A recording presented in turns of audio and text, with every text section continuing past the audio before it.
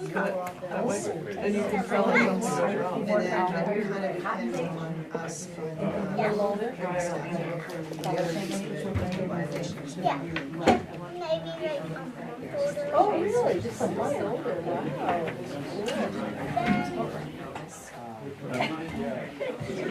Althea's a little more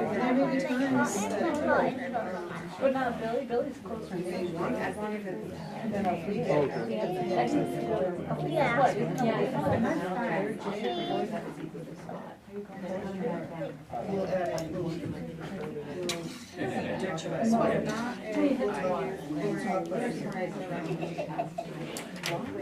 I think 7 years. Hey everyone, welcome. This one is It's like 6 o'clock and welcome to the Select Board regular meeting. It's Wednesday, May 21st at 6 p.m. and we're here meeting in the Betheltown office meeting room. We did have a public hearing earlier, but now we're opening up the regular meeting of the Select Board. For those of you who come in, I think as you have your agenda and you signed in, again, welcome. We do have a quorum, we have a full board, and we're joined by Manager Sharon Jackson and Deputy Clerk Tracy Walker is taking the minutes and will be introduced a little bit later on to Joyce, and she's the new clerk, town clerk. So thank you for that. Please join me in the flag salute. Stand. I pledge allegiance to the flag of the United States of America and to the republic for which it stands, one nation, under God, indivisible, with liberty and justice for all.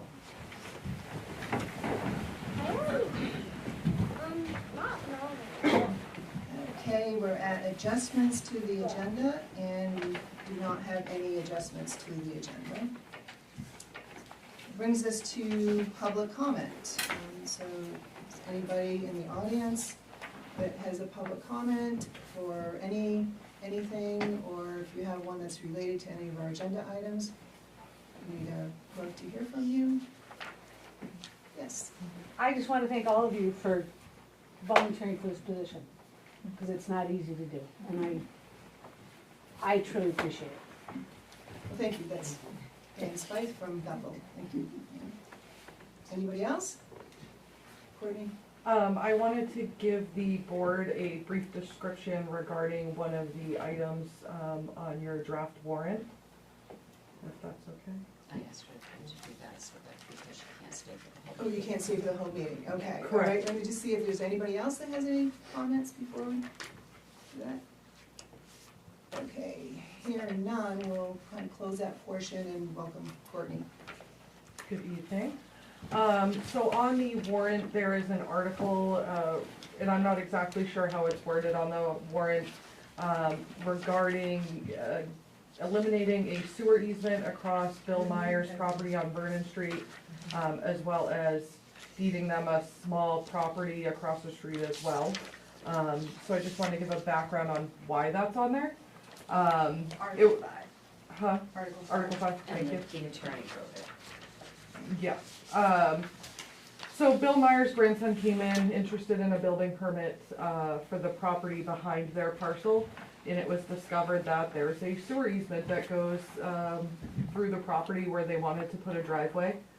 So I got doing some digging, and I spoke with Toby down at W.H.A.T, and we found a letter from April 11th of 2013 from the then town manager, James Dorr. It was to Bill Myers, and it states that they had a purchase and sale agreement, and essentially what it is Bill Myers was going to sell the town a 40 by 40 piece of land to put our new sewer pump station on, and that once construction was complete, the town then would release the sewer line, which was abandoned, and the area across the road currently being used for the pumping station will then be conveyed to the Myers under a separate instrument. So the purchase and sale was signed. The town acquired our parcel of land that we needed for the pump station. Once it was constructed, the second part of the agreement, was never done. The sewer easement still exists across their land, as well as the parcel across the street was never deeded to them. So if that were to happen, it needs to go to town vote. It didn't go to town vote when the agreement was done. I looked at the previous warrants today from the year previous and the year after this. And didn't see where it ever even went to town vote, so that's So what's on there. all of this information was sent to the town attorney to review, all of the documents that Courtney had prior to. And the attorney actually wrote this warrant article so that we could complete this. So I wanted Courtney to explain all of that. Thank you. And then she also has, she's going to talk about the SSD fee for the Donovan properties. Oh, for the residents? The residences, yes, excuse me. Yeah, for like a, Yes, timeline? because we have a Yep. question on it. yes, so SSDC fees for the condo units at the bottom of Main Street was brought to the board approximately a year ago, I think it was May 1st, and approved. We do not have an expiration date for those, so now they're looking at getting building permits and getting sewer fees taken care of and connection permits. So the question arose of, is it still valid, that amount or not? So I spoke with Sharon as well as Toby, and I think that the amount should be valid for 2 years to kind of run with building permits, planning board approvals, things of that nature. So we have been in talks with them to get that settled, I would say within the next month or so. And then they would be dealing with Toby as far as connections and things. So the question that I had for the residents of Bethel Station is, I don't know if they pulled the building permit yet, but also last year, we approved performance of a letter of credit of $50,000.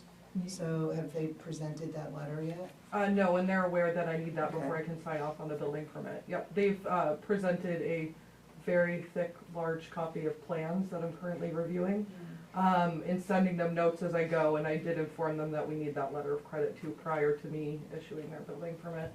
Yeah. And that the SSDC fees do need to be paid prior to them connecting to the sewer. Building permit, I believe, but you can double check. Yeah, I'll double check. Yeah. Thank you. Thank you, Courtney. Any questions? Does anybody have any questions for Courtney? I had that starred on there. Perfect. All Okay, right, thank you. thank you guys. Okay. Moving on to minutes. Action on minutes from May 7th, 2025. Does the board have any amendments?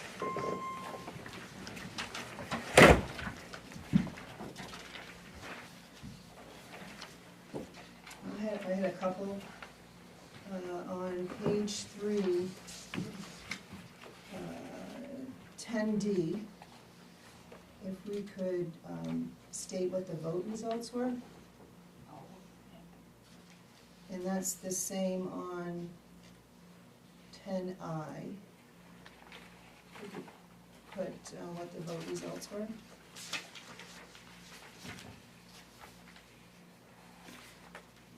On page 5, 10, it's 10Q. There's a statement there that we will have a public meeting at 5:30, this public meeting. And I believe it's, would be better up above for the boards, committees, and authorities.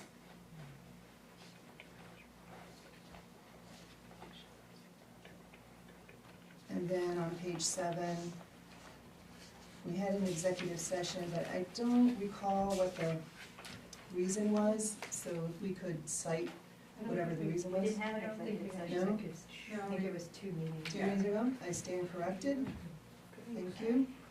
And then on 15 future agendas, it says that we would be addressing these agenda items at the next meeting if we could just put future meetings. Thank you, does anybody else have any amendments?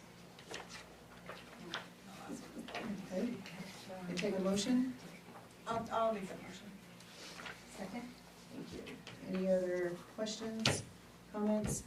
Hearing none, all those in favor? And the motion passes unanimous, thank you. And we go on to town manager's report, from Sharon.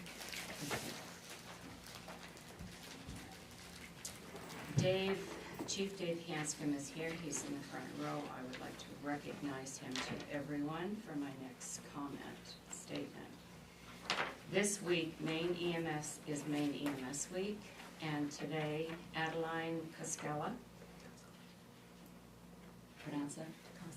Koskela, Rescue's First Explorer Level 2, was asked to speak at the memorial ceremony in Augusta. This afternoon, Maine EMS did honor Mary Buckman to receive one of Maine EMS's Lifetime Achievement Awards, and Chief Dave Hanscom was honored by receiving one of Maine EMS's Excellence Awards. Saturday, the 24th, at the Portland Sea Dogs game, Chief Hanscom and Deputy Chief Amy Hanscom will be honored. They have been nominated for the Hometown Heroes Award, and I would like to congratulate Chief and his department for the outstanding awards that they just received from Maine EMS.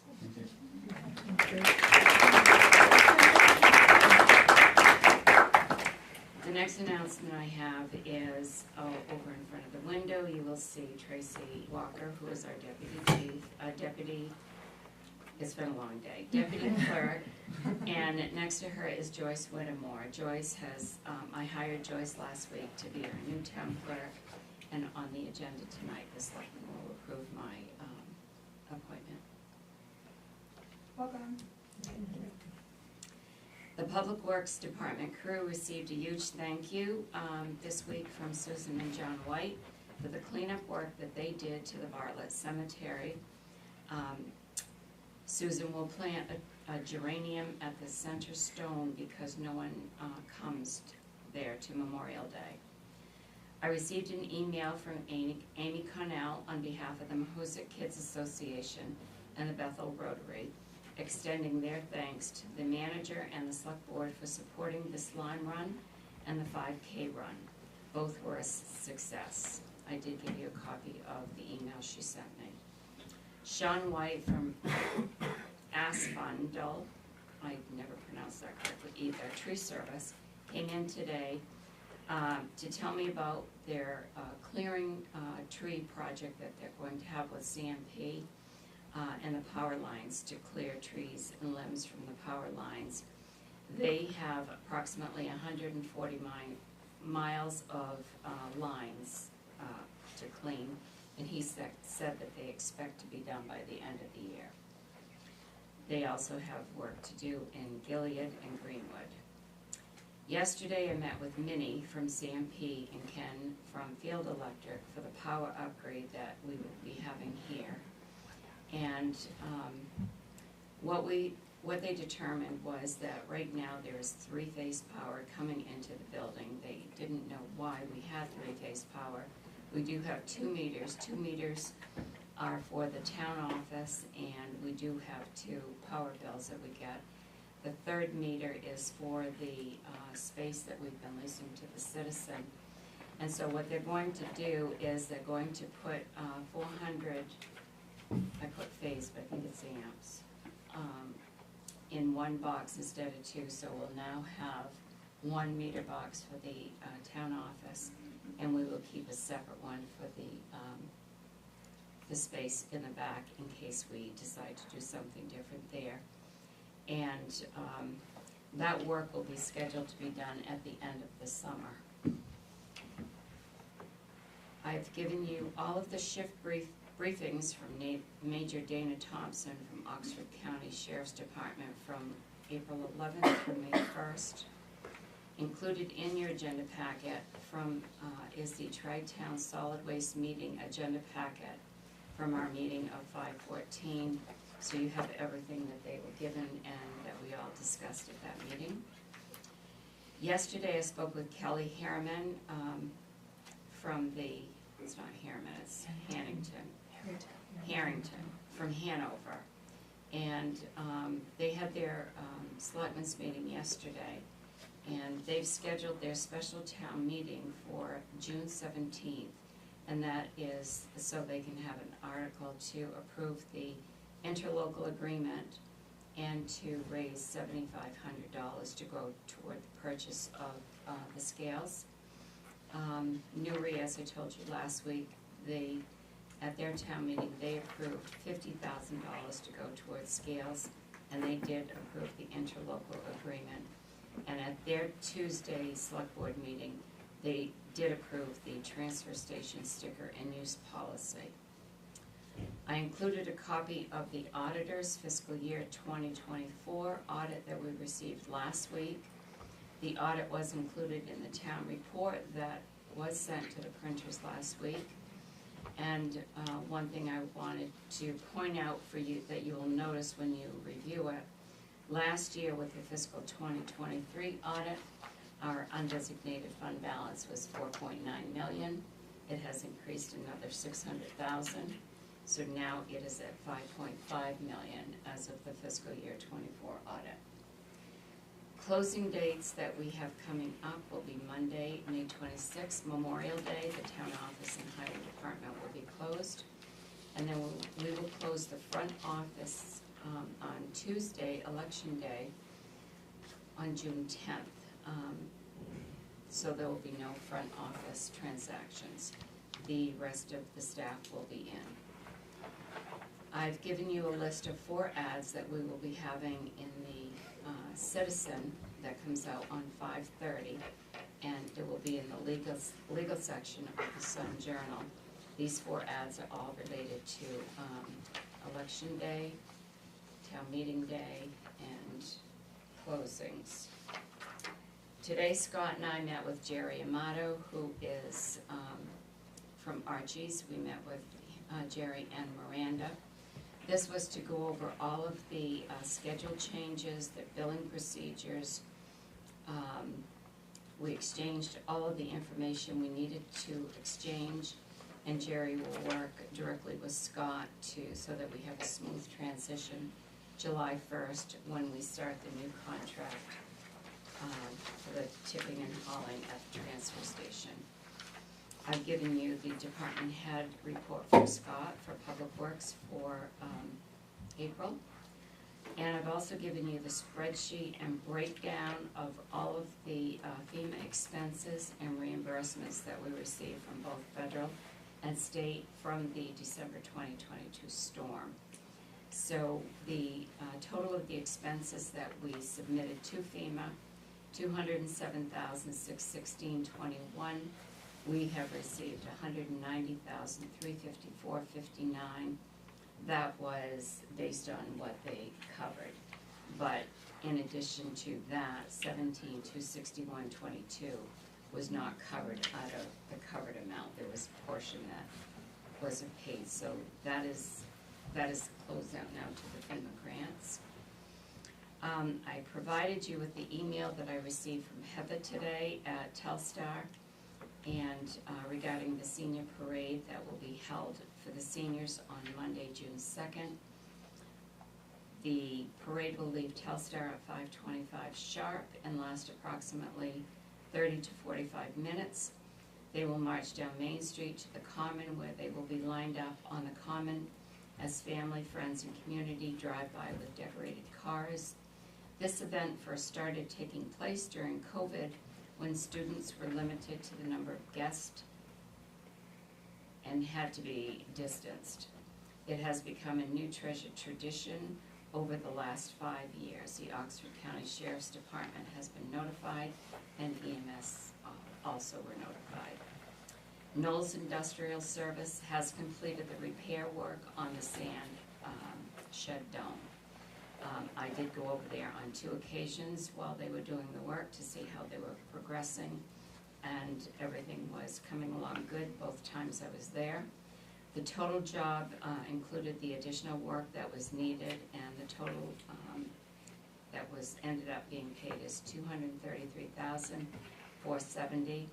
That included additional work from the original quote, because when they came and did the inspection for the quote, They couldn't see a portion of the inside of the sand shed because it was covered with the sand piles that were there. So once they were able to review all that, then they added the additional cost to finish that, and the job has been really well done. First Light is continuing to progress in getting the work done to complete the fiber, internet, and phone system setup that we are having, changing all of our department areas to phone and internet with First Light. And today they did have a crew at the transfer station so that they can get ready for the fiber there. This is going to allow us to have internet at the transfer station, which is going to be able to increase the productivity and also change how we collect money to be more efficiently done. Thank you. Thank you, Sharon. Any board members have any questions for Sharon? I only have one congratulating horrible question, and that is with the senior parade, should we not have them fill out the form just to be consistent across the board?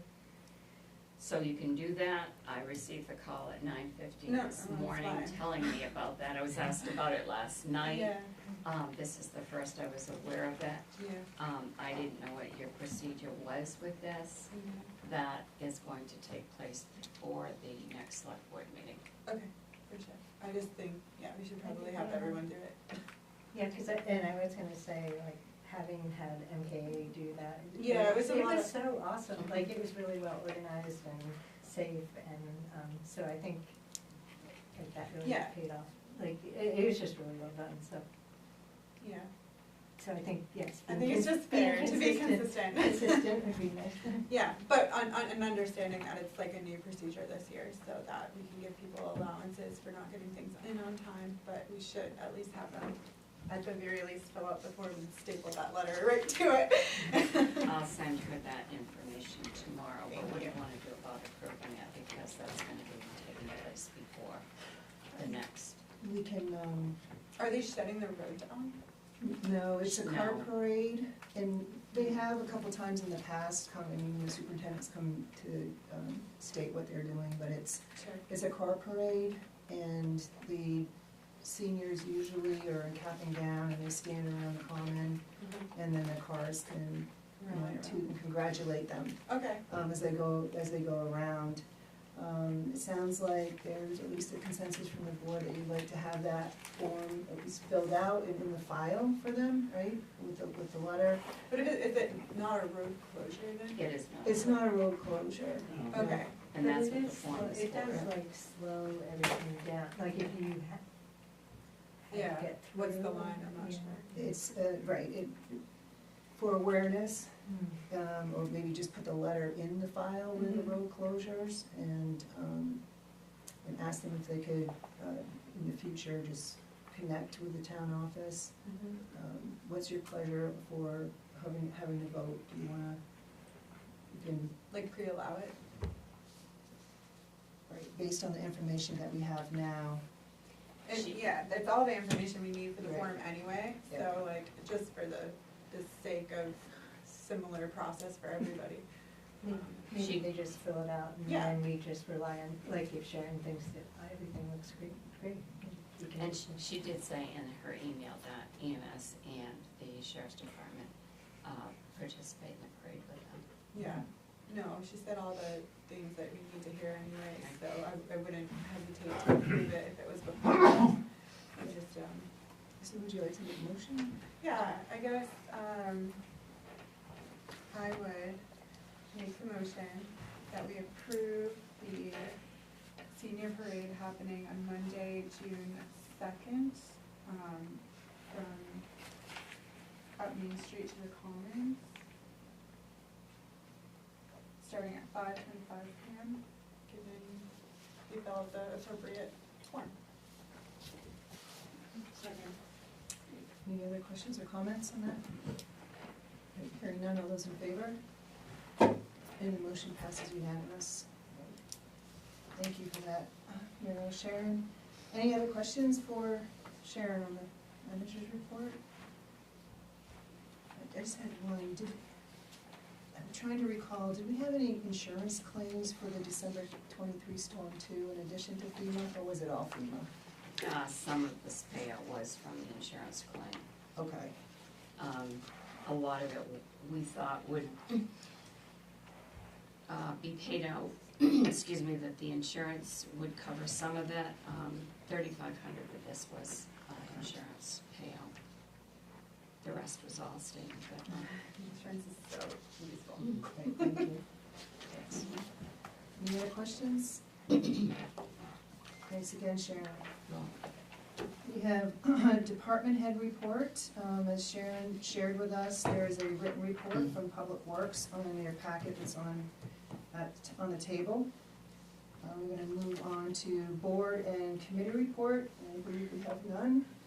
Correct. And we're at our business items. And the first business item is a presentation, Developing a Municipal Energy Plan for the Town of Bethel. A cost-benefit analysis given by Harry Arden and, I'm sorry, I'm not gonna pronounce your name correctly, Raphael? Yeah. Amen. And they're here with us this evening. They're graduate students from the University of Maine School of Economics.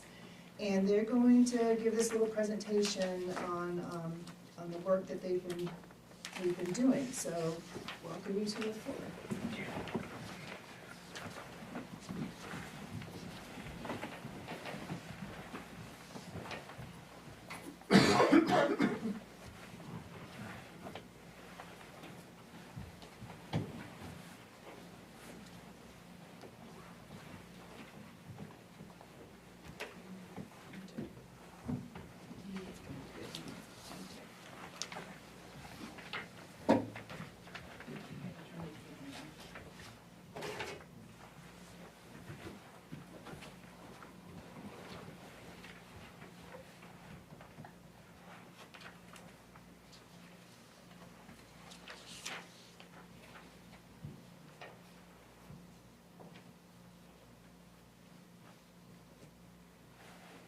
Maybe this is a good time to just remind folks that this is part of, so the Conservation Commission has been tasked with developing a 5-year plan. We get this opportunity to work with UMaine students through a class that they're part of, and they chose us as their service learning project for the community. And so we invited them to town to present what they've, their research has shown, and then the Conservation Commission will take this along with a lot of our other information as one piece of our process to help us with a plan development. So it's been great to work with them. We've been really grateful that they chose us, because only a few organizations were chosen in the class. Thank you. We do have some Conservation Commission members in the audience, so thank you for coming. Okay, thank you. Good evening, everyone. It's a privilege to be here. As said, we are from the University of Maine School of Economics. We've been working on this project a couple of months ago throughout the spring semester, and we are here to present the results on what we've been doing, and it's mainly to help the town to understand what its energy use currently is like and what opportunities there are going forward, continuing using the same type of energy or switching possibly to better forms of energy. And we worked based on an energy assessment that has been done by the town earlier on, which helped us to do the cost-benefit analysis. I am Harry Arden. I'm a PhD student in the School of Economics. I'm from Ghana and from Africa, as you can see. My interest is in offshore wind energy, which I am assisting with at the department, particularly looking at the social dimensions of offshore wind development. And this is my colleague, a great team member. Thank you, Harry. Hi, everyone. Good evening. I'm Rafi Ahmed. So, like Harry, I'm also pursuing my master's in School of Economics, and I'm also working as a graduate research assistant. And I came from a beautiful South Asian country, Bangladesh. I hope you have heard of it. And I have completed my bachelor in economics and statistics, and I have worked for Salvation Network on Economic Modeling and United Nations before. And I'm mostly interested in the policy, like the policy-driven analysis for the transition from non-renewable energy to renewable energy and to be focused on a sustainable development. So I will talk later, but right now I'm giving space to Harry to talk about our next. Thank you very much, Rafi. At this point, we would like to acknowledge the Bethel Conservation Commission, particularly Karen, and also with the help of Sarah from the board, that have been so much collaborative with us throughout the last couple of months as we worked on this project. We also want to thank our professor from the School of Economics that have been so much helpful. It was part of her class that we took this course that we got introduced to the project. We're also grateful to Mr. Jasnell, whose work became the baseline of our studies. Our mission here is pretty simple. It's to just help us understand what the situation as far as our energy use is concerned is like, and also what are the costs that are associated with it, what benefits are there, and also to make some suggestions for us if we can switch to better forms of energy. Let us first understand what the town of Bethel's energy profile looks like. So over here in the dark blue color refers to the type of energy or the energy uses or the purposes of the energy that is being put to use. And the orange color refers to the various type of fuel that we use for heating. What we have in the green color refers to possible energy types that can be considered, which currently is not. In the gray color is what we currently rely on for electricity, which is from the central main tower. This is how the town of Bethel's facility energy use looks like.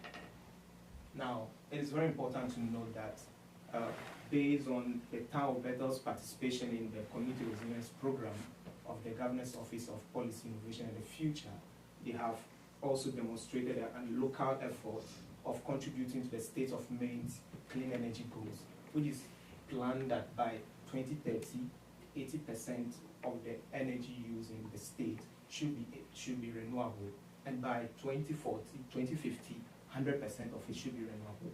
What the town of Bethel is doing is clearly an effort to contribute towards this goal, which we believe is very important to underscore.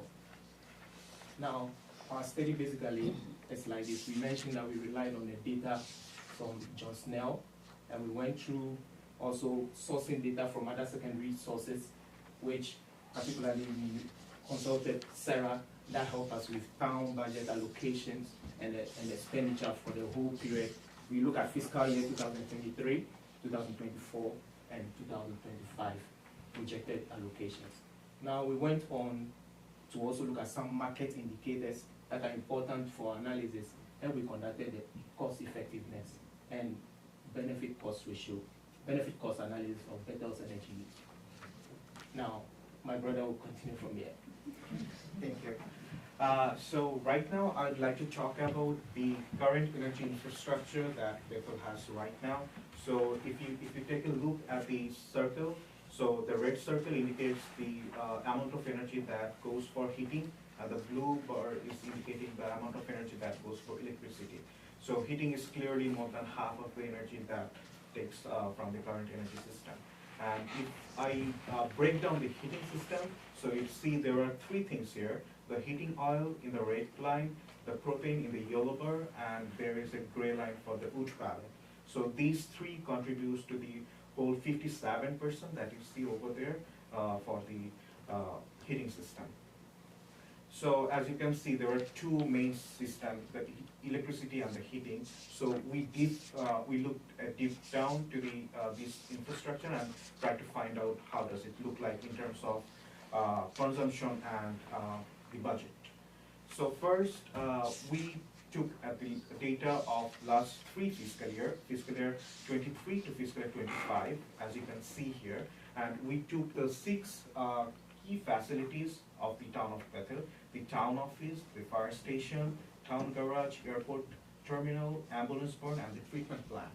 As you can clearly see, the treatment plant here consumes the more energy compared to any other of the facilities here, and this has been consistent over the last 3 years. And if I try to replicate this in terms of budgetary data, so you see that as the treatment plant consumes more, so it will definitely take the more budget or more monetary allocation. So this is just something you can see there also. And if I talk about the fuel part, so we have the data from fiscal year 23 to fiscal year 25, and we try to figure out how much fuel consumption has been doing over these 3 years. And we saw there has been some close value over these 3 years. But in 24, we saw a slight reduction. That's because of, in that place, we are assuming there is a slight increment of the fuel price. The fuel price went up to $5 per gallon, which is regularly in between $2 to $3 per gallon. So that's why we are assuming that that's around the consumption went down. And if I talk about the same thing in terms of the expenditure, we see that the fire station, the town garage, and the treatment plant, these 3 are the key component of the total fuel consuming part, and this takes much of the heating system.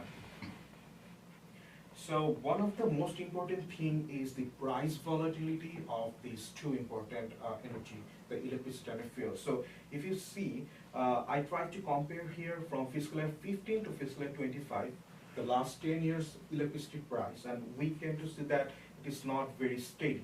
It went up and down, up and down. It was kind of steady before the COVID hit, but after that you see the large spike over there in fiscal year 21, and it's still growing up.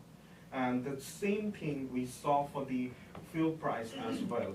So you see in fiscal year 23, the price of heating oil was a bit higher. In fiscal year 24, it went down, and in fiscal year 25, it remained the same. But you see the price of propane here, as I mentioned before, in fiscal year 24, there was a huge increment of fuel price, and that's why you see it's more than $5 per gallon, and that's why we're assuming that the consumption went down.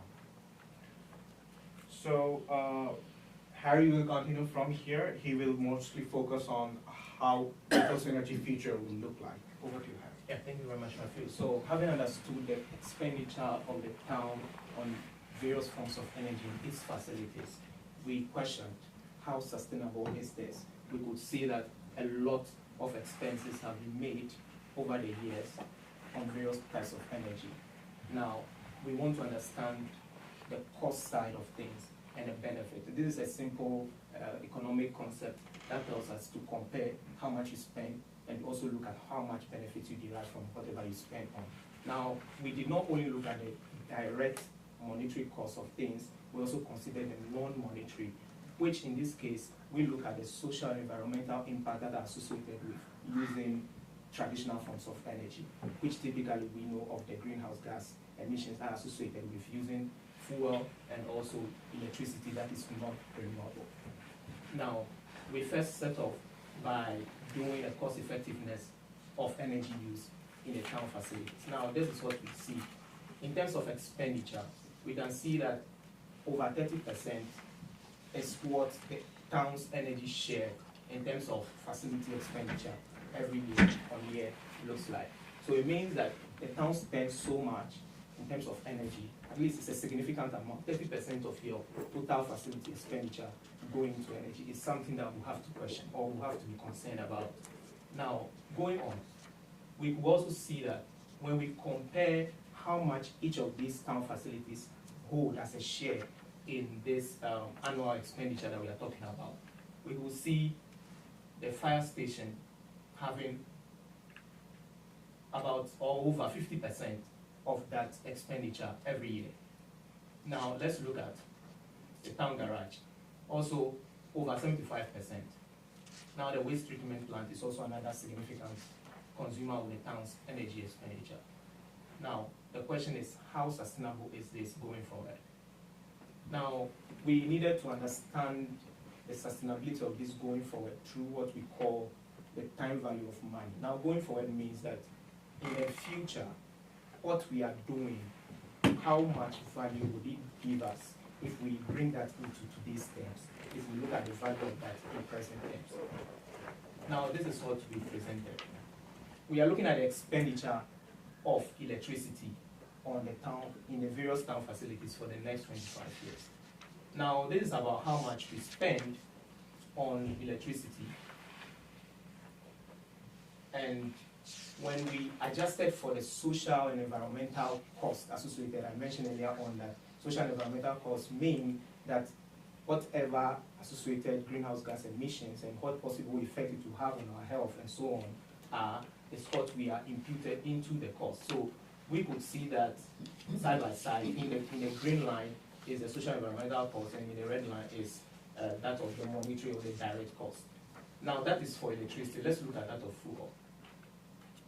Fuel is for 44,000 of expenditure. Now the question is, how would this continue to help the town when it goes into the future years? This is just about the current year, or the year in which we use as a baseline, 2024. But when you go along the years, the expenditure increases into the future, which gives us a scenario of unsustainability, or telling us that the cost will continue increasing as the year goes by. Now the question then is, what opportunities are there for us to go into more efficient or more sustainable energy forms? Now we picked out solar as a possible energy that the town could look into. Now we did an analysis by looking at the potential of solar in the town facilities. Now we picked each facility, and this is also based on the work that John Snell did earlier on in the energy assessment. And we could see that every facility in the town of Bethel have some solar energy potential which could be tapped into, and that is presented in this graph as you see. Now the question is, how viable would solar energy installation or investment be for the town of Bethel? Now for the next 25 years, this is what we see. Now an investment into solar energy looks like this. What it means is that in the current year or in the present year, if you want to install solar, you may spend averagely $104,000 or $105,000 for about 39 kilowatts of solar installation. Now this 39 kilowatt is the total consumption of all the facilities put together, which means if the town is able to install solar for all of these facilities consumption, it will spend an installation cost of about $105,000, which will be covered, or which would have been paid off by the second year, which we see in that graph. So it tells us that in terms of viability, the town could convert some amount of money that is already using as electricity expenditure, or perhaps as fuel expenditure, or perhaps other possible assistance or technical grant that it could get, and invest into solar, which could yield a lot of benefit, showing in the line which goes into the future in the next, say, 25 years. 25 years because that is the lifespan of an average solar panel. And if that would not involve any form of maintenance, thereby causing so much cost to the town, it means the town could invest in this facility and continue to reap benefits of almost 1 million in the near future. Now the question is, how can the town do this cost effectively? At least we consider a 5-year term, because this project we did is expected to culminate into a 5-year plan for the town of Bethel. So we look at solar and the possibility of it bringing some returns in the next 5 years, vis-a-vis that of the other traditional form of energy, and their possibility of also bringing some benefit, and that's what we see. Now what is showing upward is for solar energy, which is telling us that in the next 5 years, solar is likely to bring about $200,000 of benefit. Now this benefit means the cutting down of expenses in terms of expenditure made on energy, or savings that may have been made if we divert from using energy from non-traditional sources to this kind of source, which is solar that we are talking about. Now, if we do not do that, and we continue doing the business as usual, this is how the scenario will look like. That is what the bars below are showing. It means we'll continue to incur costs to as much as $400,000 every year for the next 5 years. Is that sustainable for the town? And so therefore, we also ask, what is the sensitivity of this when it comes to the market situation? We know there's a lot of volatility as established by my brother earlier on in terms of the market prices. So we built a system that will check if the system of solar installation will be able to be resilient against the market fluctuations. And this is what we saw. Solar installation, if invested into, stands tall among all the other energy types. And so this tells us that it is more viable investing in solar than any other form of energy. What then is the plan forward? All right, Harry, you talked so much about the technical terms, I guess everyone got bored. So I'll talk more about the practical term and less technical nitty-gritty about it. So we proposed basically a roadmap for town of Bethel to how to do the transition from the non-renewable energy to renewable energy. So if you could see the baseline scenario on the very left side, that's where we are right now. So we faced a 5-year roadmap for the Bethel's transition starting in 2025. And the town would begin shifting from 100% reliance on CMP grid and fossil fuels towards increased adaptation of rooftop solar and weatherization map. And by 2026, we propose that 20% of the electricity sourced from solar and heating cost, and that will be sourced from the solar and heating cost, and that will be reduced 5% through the efficiency upgrades. And this will continue. So in 2026, we see 20% of the solar energy. In 2027, we see 40%, and that's how it goes. So at the end of our plan in 2030, we'd see 80% of the rooftop solar of the whole Bethel energy system, and 20% of the grid electricity from the town. And 20% of this whole heating cost would be considered to allocate on to improve the weatherization. So this was our basically the roadmap how we plan to see things. And so there are a couple of challenges because this is a very long-term project, and also in short term we expect some different kind of challenges. So as we assessed this path, we figured out 4 expected challenges. So the first one is the fuel market price volatility. This remains a major concern, especially with the propane and heating oil, as we have seen the volatility. And there are limited technical capacity within a town to manage the energy transition among renewable energy to non-renewable energy. And there are uncertain future financing opportunities. I know that there is a chance to get the technical assistance in future, but we have to make sure that the financing opportunities remain stable over these years. And there is another important thing, the extreme weather condition, because solar panel is sensitive to the extreme weather, so we have to allocate some money for the maintenance of it also. And our recommended pathways for is to, as we say, the first way, a gradual upgrade for the solar, and leverage the grant of CRP, Department of Energy, and other association, and renewable tax credit, as you know, Maine got 30% rebate from the government to install solar PV. So this could be a very good opportunity to financing this upgrade.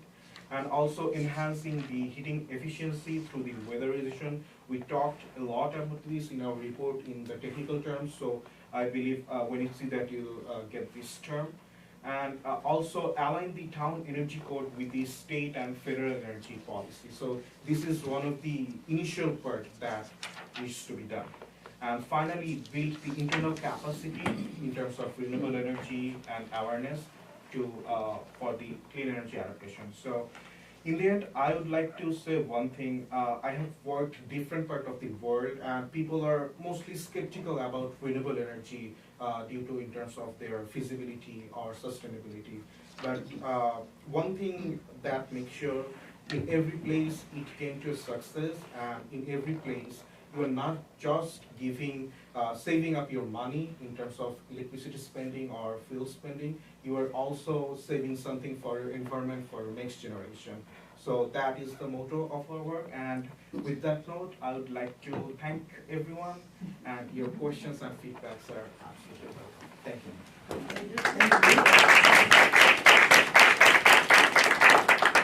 Thank you very much. Does the board have any questions?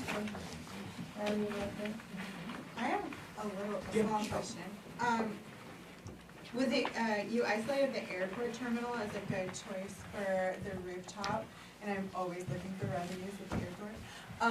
And so I was wondering if you, with the numbers that you put up as far as the installation costs, did you consider like the FAA regulations regarding like the special things you need to do for glare and things like that, or is that a baseline number for just any solar panel on top of the roof? The estimation of this solar panel installation, that was basically done by Mr. John Snell, as we have said before. Okay. Our work is basically founded on his data, but we try to make it more further, like we know from this all assumption that the town right now currently consuming 35 kilowatt. So we're trying to allocate like in which sector of the 6 facility we can make adjustment with this 35 kilowatt. So airport, in our assessment, it came out as an option, but there are other options as well. Like the town garage, it has 18 kilowatt capacity of installing solar panel, and there is ambulance burn, I think, yeah, with the 11 kilowatt solar installation capacity. Okay. So these are other options as well. Yeah. Do you have an opinion on like where you would start as far as which facility would be the best return on investment? They just had a tour of the Yeah, buildings. I'll took Oh, us sorry. this afternoon a weekly tour of all Well, these synthesize that facilities. info, guys. So maybe to quickly add to that, the most important thing is that you should look at which facility consumes much of electricity. Sure. If we are suggesting a gradual upgrade, is it about starting with the highest consuming facility first by installing solar on it, or perhaps doing a small scale installation on various facilities which can, cut down electricity consumption across time? So like town hall. Yeah. Yeah, So yeah. that could be the possibilities of doing that. And are you saying that the systems would be kind of self-feeding? Like they would be feeding the facility that they would specifically be attached to, not kicking back to the grid? No. They go to the. They go back to the grid. Yeah. Okay, So that's what I it thought. just, it offsets. It's just an offset. it. Okay, I got it. Yeah. Thank you. And also it's important that we are not proposing for a full scale upgrade, because you need an amount of electricity grid to balance Sure. it Yeah. off with the solar. So that would be a good proposal from the town. Okay. And we don't know all the details about the airport, like that wasn't, we didn't like they didn't do a deep dive into that particular facility, so there's some complexities there, and Yeah. I just recently talked to Randy, so some of the proposal from John Snell might not be quite as high of a number there as it looked initially. Yeah, like when you look at John Snell's report, Yeah. it said he looked at Google Earth and Yeah. as a way, so I guess it would be more intricacies. You'd have to be a little more dialed in before you. I mean, that number could be a good start, but you need further analysis on this type of spaces. Yeah. I just think about it too, like from the treatment plant, that was like the one that I was kind of focused on when we first started doing the sustainability stuff, and it was like all the mechanics would have to be upgraded, like they're all from the 80s, so it would all have to be upgraded in order to even, I think, accept solar in that kind of way, but if it's going back to the grid, then I guess it's Yeah, not. I didn't think Yeah. that electricity would be any Yeah. different, or Yeah. it would just be, yeah. The solar would, Well, as long doesn't as you're have- not needing to save the solar to run the building, you're just feeding it back to the grid Yeah, as an right, offset, then it's right. totally good. yeah, because then the solar can be Yeah. anywhere and it's just providing Sure. solar, yeah. So And yeah. the this afternoon I did send a message off to get the FAA ruling on that, so. So your numbers of research are based on, for the fossil fuels that are being used today, with the equipment that's used currently?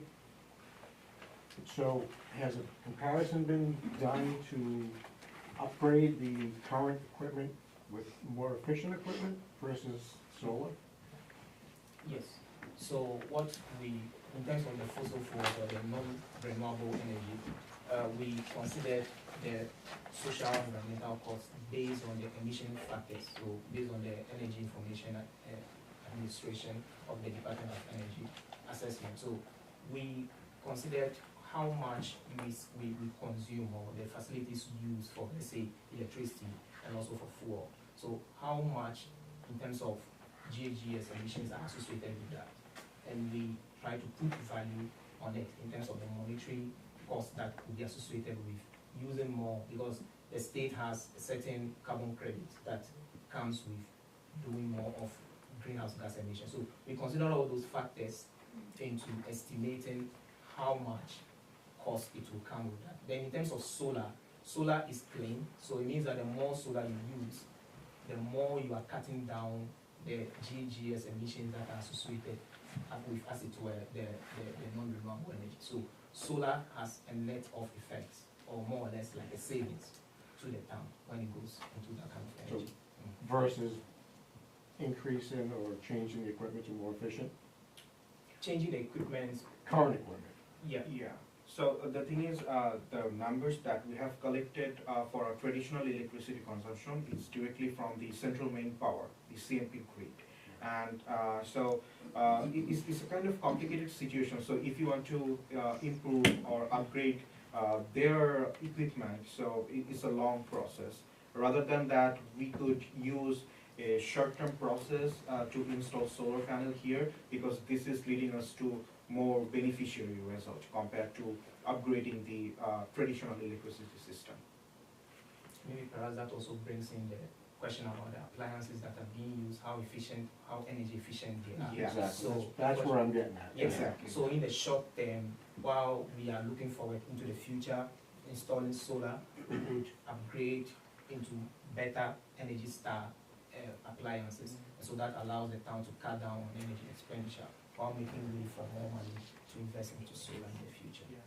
And not just limited to solar, like we have only discussed about the electricity switch to solar PV panel, but there is a, you see that there is a lot of expenditure on the heating oils, propane, and fuels as well.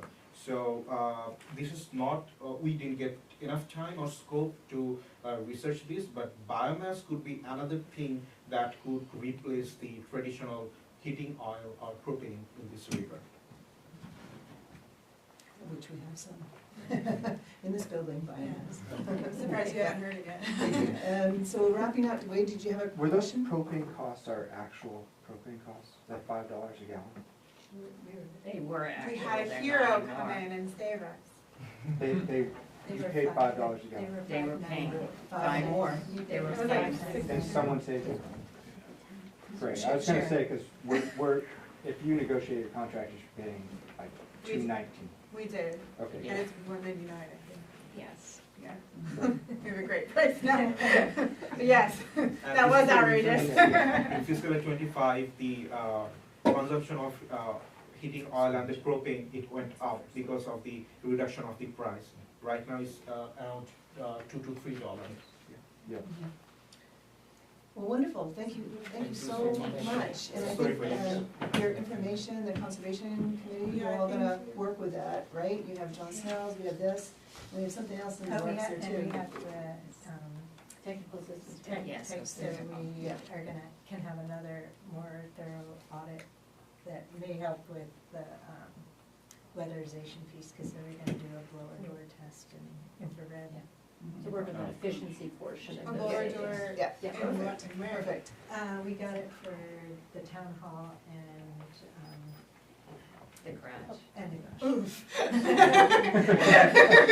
I did see a hand. I think this is great. But what's the likelihood, like, does this have to go to the town for a vote, like, Oh, yeah.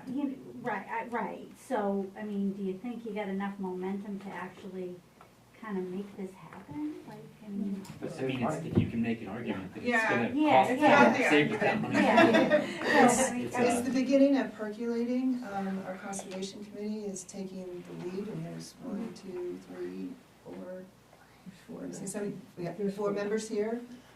So they're taking the lead to try to come up with a plan. And Something that can be incorporated in next year's budget. and they bring it, bring it to the select board on behalf of the townspeople to go through it and set a process and plan, and then it ultimately will go to the public, to the people to vote on, whether it's through the budget plan or most likely the budget plan would go through. But these are the early stages that they've been working on. Great. Well, thanks again.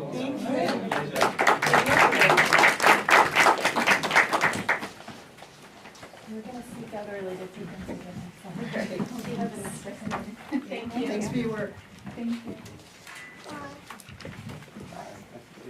Okay, back to business items, and we're at 10B.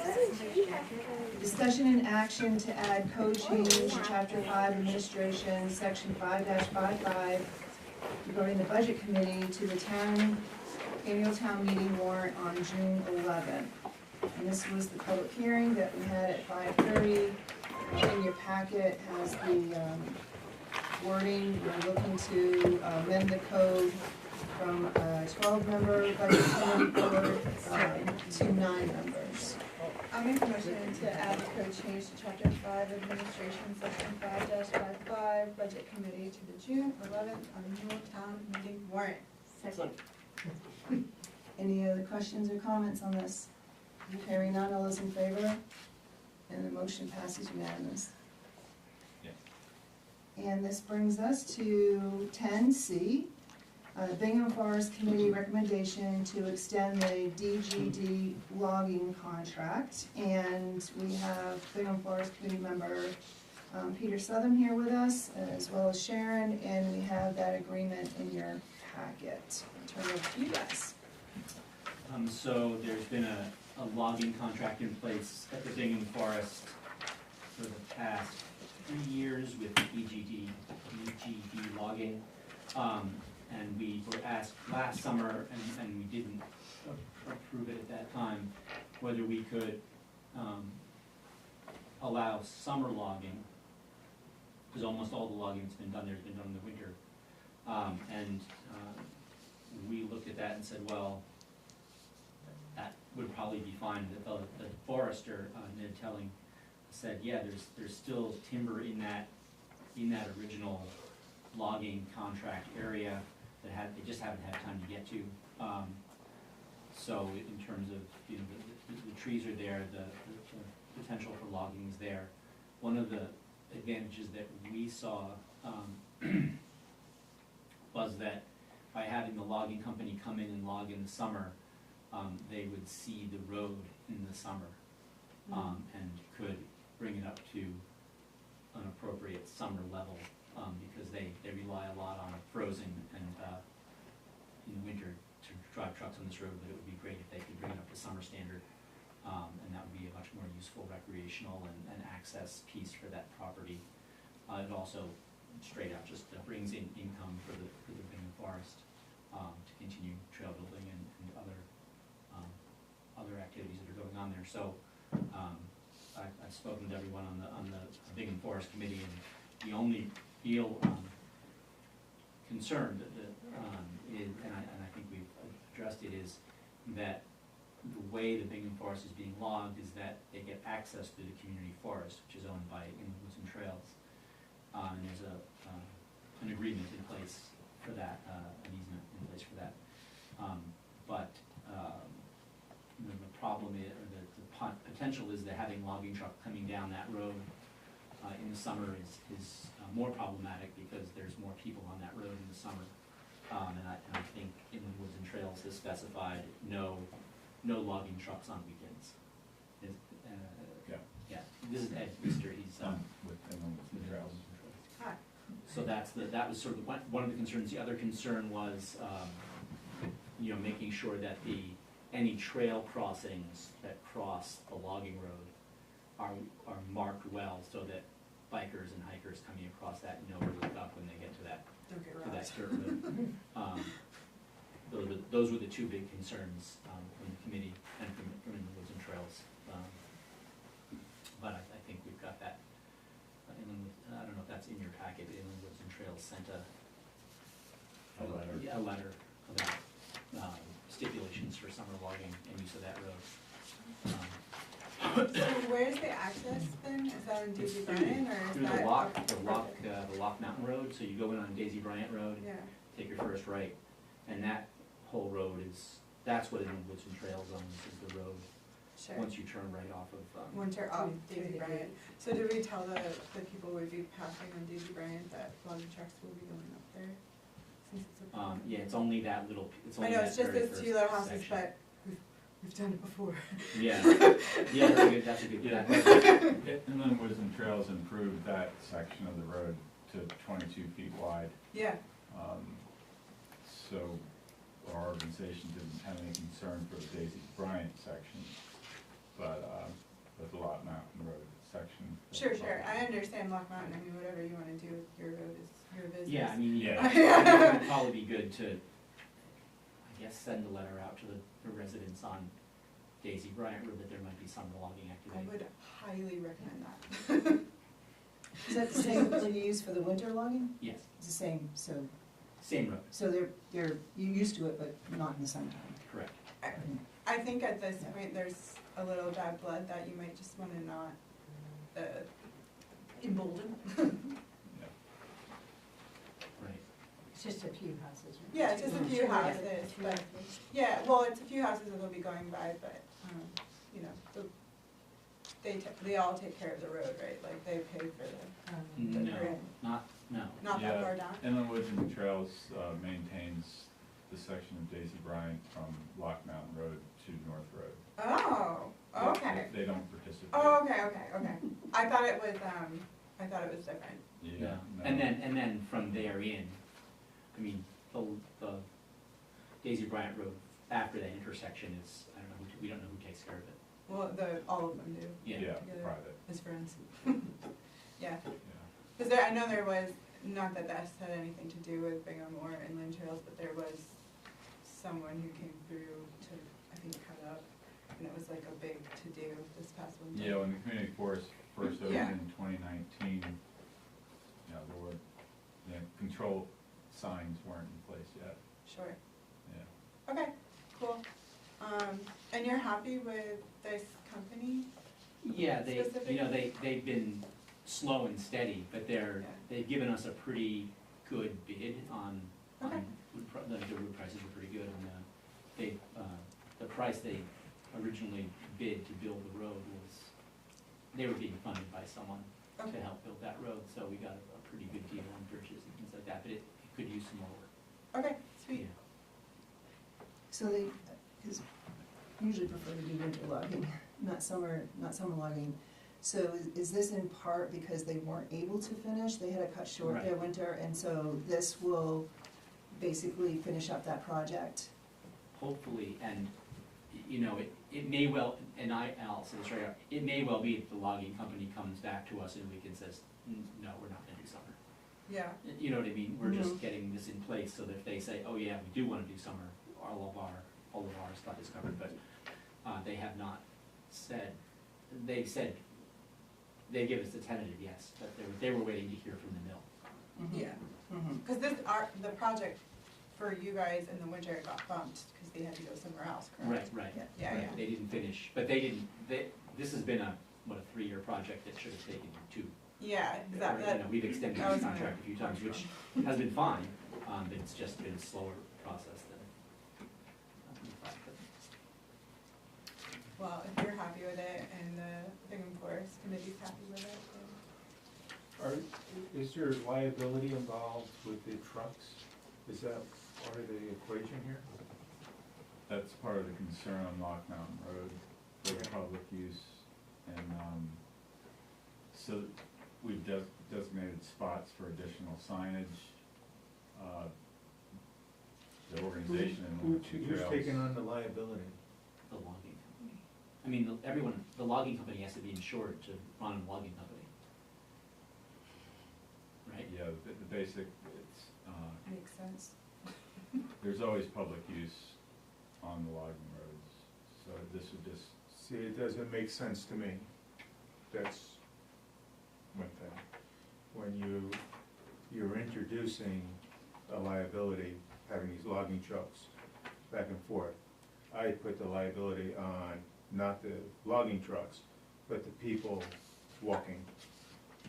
I would put the liability on them to stay out of the way of a logging truck. well, that is. You know what I mean? the That intent. just, the Yeah. logging truck doesn't have much control. Has, That's there's what less the signage control. is for? What's that? Is that what the signage is for? Yeah. Well, that's, The signage says they have right of way. Yeah, the Yeah, the signage. logging trucks, the sign says that the pedestrians and the bikers have to again, I'm stop. not there, I'm getting information. I'm sorry. Yeah. That's why, this purpose of this whole conversation. Again, no, And so- the signage that we propose is to keep people and bikes from wandering in front of logging trucks. Yeah, okay. And we're on the same page. It's not to stop the logging Well, trucks. yeah. Right, I mean, that would be backwards to me, so I'm on the same page with you, that Yeah. a pedestrian would have to be responsible for keeping themselves out of the way of logging trucks. Right. That doesn't say a logging truck should be going through there irresponsibly. It's just saying that the responsibility should be on the pedestrian. And vehicles, so when the logging trucks are going up and down, there's also vehicles, you know, people going to the parking lot, up and down Block Mountain Road. So you wanna add them with the pedestrians, that they need to be, Yes. these trucks have the right Have of the way, right of way. and yes, they just have very little control Right. once they're in motion. Mhm. Okay, so I mean, we're on the same page, I I just, think so. Any questions? Any further questions? Is there a motion?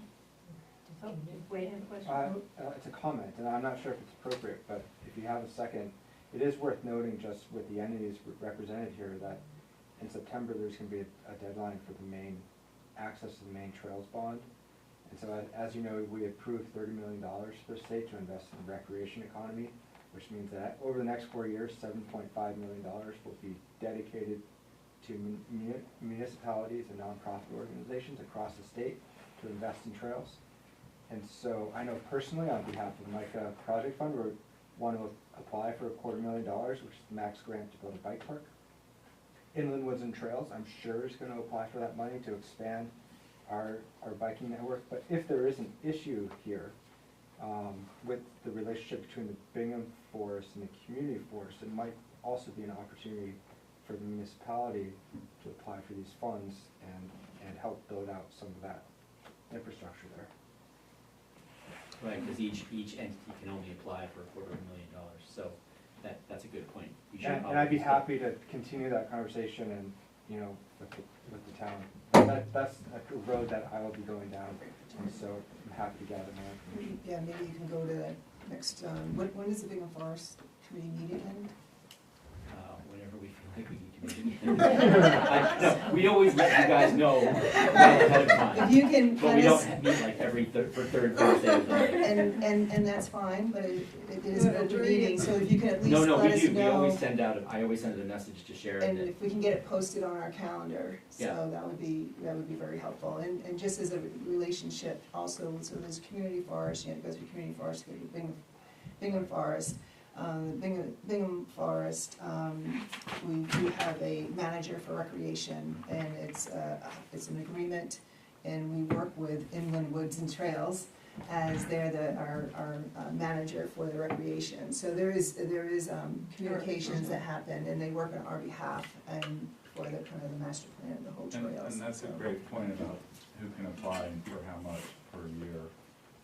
So there's two entities that could actually fund that whole 2,700 acre area, and with some trails, and the town through the Bingham Forest. Right, and we have a common denominator with Inland Woods and Trails, right, yep.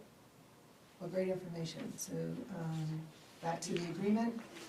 I make the motion that we approve the extension to the DGD logging contract to do summer cutting. Second. Any other questions? I was just gonna say, add 12/31/25 that's when Oh, they to asked. 12/31/25. Yes. That's when they End of asked the to year. have it extended to. So you can do a little winter then too. All right, thank you. So we have a motion? And a second, right here. Second, okay. Any other questions or comments? Hearing none, all those in favor? And the motion passes unanimous. Brings us to 10D, discussion and action to approve an $80 sewer abatement, counter 1054 for Dominic and Lisa Calandra of 117 Paradise Road. And you do have that information in your packet from Emma, so I'll turn it over to Emma and Sharon. Yeah, so Dom and Lisa submitted their sub-meter readings back before the bill for the third quarter. At that time, we were kind of unsure what we were going to do with it, as it was the first thing we had saw since we took it over. And then later on, Dom had come in and had a conversation with Sharon about maybe getting an abatement for what he has been using to water his lawn during the summer months. He has a sub-meter that's hard piped into his house. He has sprinklers for watering his lawn. At that time, we had that issue in our system where anybody who was used over the minimum consumption was underbilled. So at that time, I think it was determined that the 80-cent abatement really wasn't worth it. But then come March, we had a supplemental bill that went out for the overage, or what should have been included in that first quarter 3 bill, which was $79.20. So after we've reviewed everything, we sat down with Dom and Lisa. I've also talked to Toby and had him look at the meter reading that he provided. If you take that $592 that was used to water his lawn, take that out of the $1,900 that he was billed for, he would be brought down under the minimum consumption, which would trigger that abatement of the $80 that they were billed for. I make the motion that we approve the $80 sewer abatement for account 1054 for Dominic and Lisa Calandro at 117 Paradise. Second. So would you say that this was from the timing of when the meter readings were done? Yeah. Yeah, I think standard practice prior, when they were sending them to Maine Rural Water, it was right before that quarter was billed. They would send in that sub-meter reading. Right, that's what I noticed in my bill too.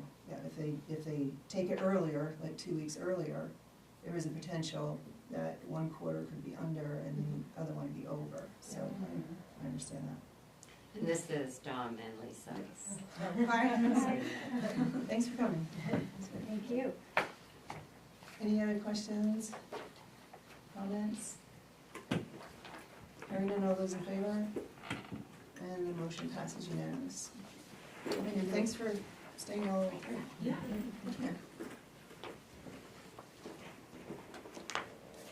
Okay, now we move on to 10E. Discussion and action to approve the on-premise beer, wine, and spirits license for the Siberian at 151 Main Street. You do have that information in your packet. I will call your attention to this being a renewal and having no complaints for the past 5 years. They do have the option of requesting a waiver for the public hearing of a liquor license renewal. They have done that in your packet. Since it's a little bit different in our practice, I would ask that when a motion is made, that it would also include the request to have a waiver. So say if there's approval, it would be all together. Okay.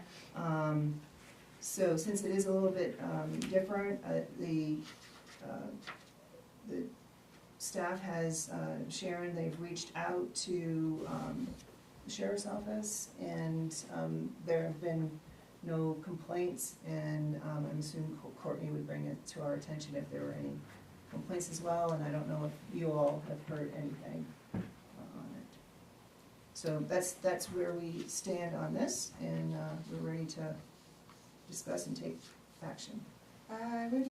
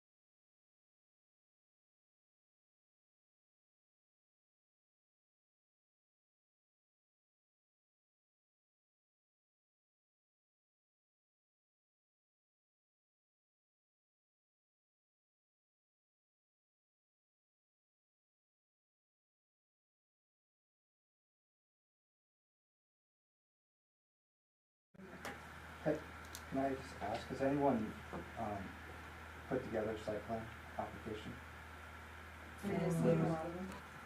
Like, have you actually gone through the process at all?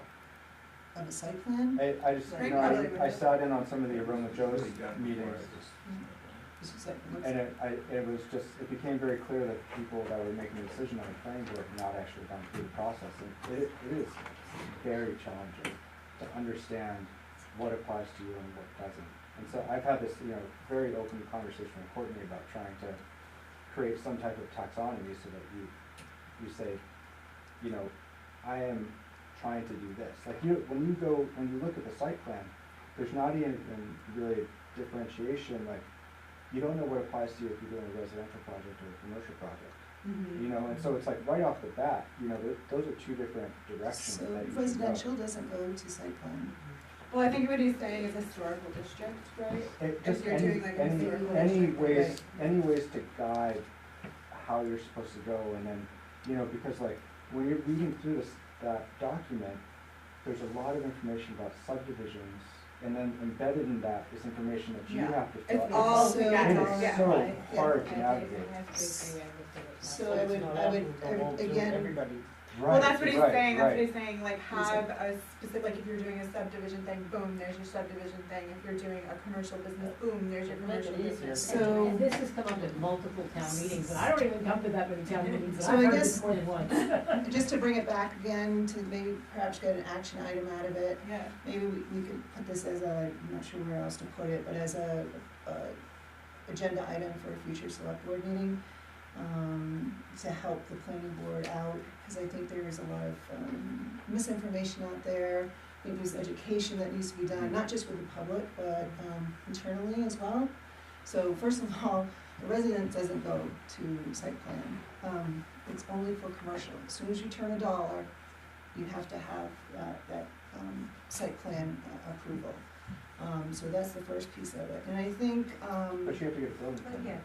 if anything that you build, whether it's commercial, institution, residential, you have to have a building permit. So anything over $2,500 too is, you have to get a building permit. Yeah, So value. But that's not even, like, when you That's go into something Courtney's different. office, you don't even know those two paths. So this is probably good feedback for Yeah. Sharon, that perhaps maybe the code enforcement officer can steer people in the right direction. And the first piece to start with is the code. Yeah. And if our application is not following the code, then we need to do something about it. Yeah. And oftentimes when the planning board acts, and if it's a subdivision and a site plan, since the performance standards are sometimes very similar, they will look at the two performance, but they can by statute put them together as one review, so you're not going down two paths. I think it would be better for the planning board themselves too, quicken up the process. I mean, I've sat in some long planning board meetings just with trying to like scrap my way through our way through the standards. I think it. Well, that's why you have the standards, it's to protect the public, that's what we're, you know. Oh, no, really well, doing. I'm saying like, you're reviewing a subdivision standard for a commercial restaurant, so it's like Well, if it's not 3 or more parcels, then they shouldn't be reviewing a subdivision. right, they're on a not commercial. reviewing it, but it still, comes up in your line of questioning, you know, so like, nope, this one's not applicable, this one's like, it's part of the Yeah, so conversation. it sounds like we could look at our applications and see if they align with the code. Yeah. And talk about it a little bit more, to get information out, and hopefully by being public, we could have education on it too. Okay, well, took a little side conversation, but I think it was worth it. Do you Thanks have for the anything else? clarification, and if I can be involved or helpful in that process, I'd like to be involved. Thank you for that. All right, we're going to move on to 10G. Yes. You did. Good discussion, vote discussion, but yes. And then you started a side. You did it, discussion. you did it, Sarah. Okay, we're gonna continue. We're going to go to 10G. Discussion and action on Village application for Frank's New York Diner at 24 Maple Road. I make a motion that we approve the regular application for Frank's New York Diner at 24 Mayville Road. Any further questions? Has Frank Comments? had any police come to his diner? Pardon me? No police at the diner? No, not any cops. Not even food? Yeah. So, hearing no further questions, all those in favor? And the motion passes 4 with, I believe, 1 abstention? Yes. Okay. 10H, discussion and action on Villar's application for modern barn at 19 Summer Street. Make the motion that we approve the victor's application for modern barn at 19 Summer Street. Second? Any comments or questions?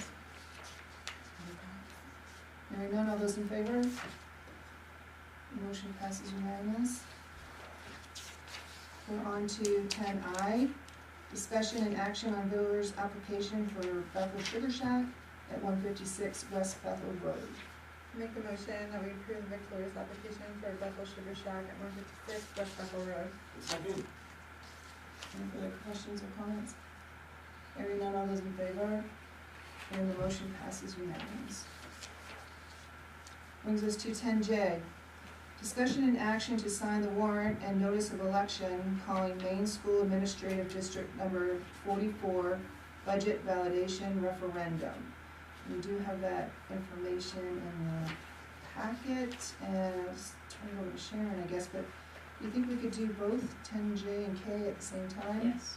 So 10K is discussion and action to sign the warrant and notice of election calling Main School Administrative District Number 44 election. You have those 2 documents in the packet. So Mark Kenny brought these over. They have to be signed by you. You can see that the school board has already approved and signed them. And this is something we do every year. It's just standard procedure. They do have to be approved and signed and dated. And we'll sign them at the end of the meeting. I only have one question. Is this more of a formality, rubber stamp kind of thing, or could we, change the No, we word? cannot change anything. Okay, fine. All right. It's as is. Then I would make a motion to sign the warrant and notice of election calling Main School Administrative District Number 44 Budget Validation Referendum, and to sign the warrant and notice of election calling Main School Administrative District Number 44 election. Seconded. Any other questions? Hearing none, all those in favor? And the motion passes unanimous for 10J and 10K. Just read it like 45 times. Okay. 10L. Yep. Discussion and action to set the real estate tax due dates for the 2026 taxes for the first half to be due October 24th, 2025, and the second half to be due April 24th, 2026. Interest at 7.5% will be charged after each due date. And I'll turn it over to Sharon. So these are the dates that we've set. They're not set, but we're recommending for the due dates for the taxes that are committed in September. And it's been mapped out for the next 3 years, if you will, going to the foreclosure date, and this date here will avoid Saturday, Sunday, or holiday collections of anything going forward. And every year, the State Revenue Service sets the standard interest rate to be charged. Currently, right now, when we did the taxes for fiscal year for September of 2024, it was 8.5%, so they lowered it. You can't charge higher than this amount. So that's what the recommendation is that you listen to this. Okay, I would make the motion to set the real estate tax due dates for the 2026 taxes for the first half to be due on October 24th, 2025, and the second half to be due on April 24th, 2026. Interest rate set at 7.5%. Any other questions or comments? I have a question, but I don't know. When we kick in the money, say like on October 24th, Does it just go into a bank account, or do we invest it so it can make some better interest? I was just wondering about that the other day, like, can we make money on the money We do make money. We have money in various sweep accounts. And actually, we just transferred, from getting, 2.75% interest for a lot of our accounts by changing them, and now we're getting over 4%. Master. We did that, I think we voted on that last fall or last year or something, right? Yeah, To something start like to that. get in, To allow get that into to that, be- yeah, yeah. Does that answer your question? Yeah, I was just wondering, like, can you take part of it and invest it in a CD or something that makes even higher? Well, they're not CDs, but they are in sweep accounts, and, they're in accounts now that are earning us a lot more money. And what we do is, we're able to pull, money from the, general fund account and set up remainders of the general fund account in other accounts that earn more money, keeping what we need to operate in the other accounts. We've reduced a lot of our accounts because we probably had somewhere around 15 accounts overall. That's a lot of accounts to have to balance every month, so we're still working on that. Thank you. All right, we have a motion and a second, all those in favor? And the motion carries unanimous. We're on to 10M, discussion and action to have the select board confirm the town manager hiring of Joyce Whittemore to be the town clerk.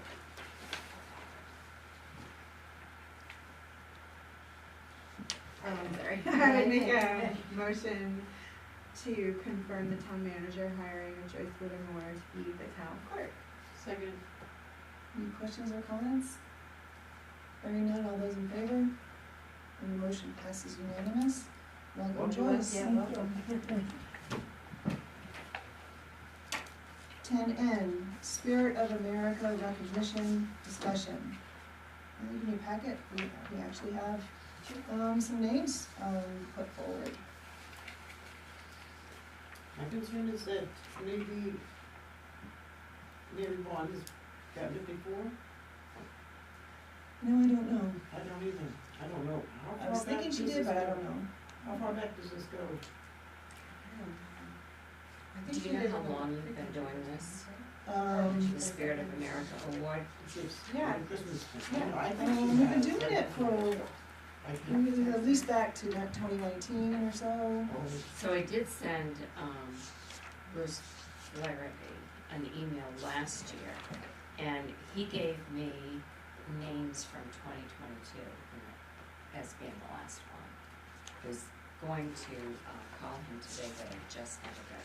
It's like the grocery store, and So then Marlin, I have and then Arlen, Fred had, Yeah. and then last the year. staff. Because I know we did do it during COVID, because I know we presented the Bennett's, that was when Cheryl Bennett had received it, and Donnie, and we presented it out on the common. Oh, yeah. So I know we did it during COVID. I think it was that Brendan, but I'm not sure. I think it does too. I feel like I remember Mary Vaughn getting it for something with Christmas or. Yeah, I'm surprised. Oh, about it. yeah, families, Oh, or but would that something. be Nina Wheeler, or is that her? Nina, is it Nina Wheeler who does the Christmas business? Nina. Nina. Sorry. Nina. Sorry. Okay, so, I don't know who wrote up the one for Autumn Carol Everett. It was Michelle. Yeah, I did just, Who did that? Michelle. Oh, okay. Because I have more information on that. There is no trip. She's not involved in the trip. alright, But she was involved with the district exchange or the food bank. oh, okay. Good, yeah, it was, And I mean, she, the only church involvement she has, I'm sorry, is, with our quilting group, and we do donations to the Cancer Society. but, you do volunteer at the orchard, but that's kind of family related, so I don't know if we wanna put that in there. Oh, yeah, her. But the other two I do know she did. I adore Mary Von Mueller.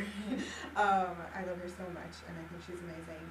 But I really do think Bob and Carol kind of deserve this award, just because of their government work, because they're working so hand in hand with the town office and all the different processes that they do.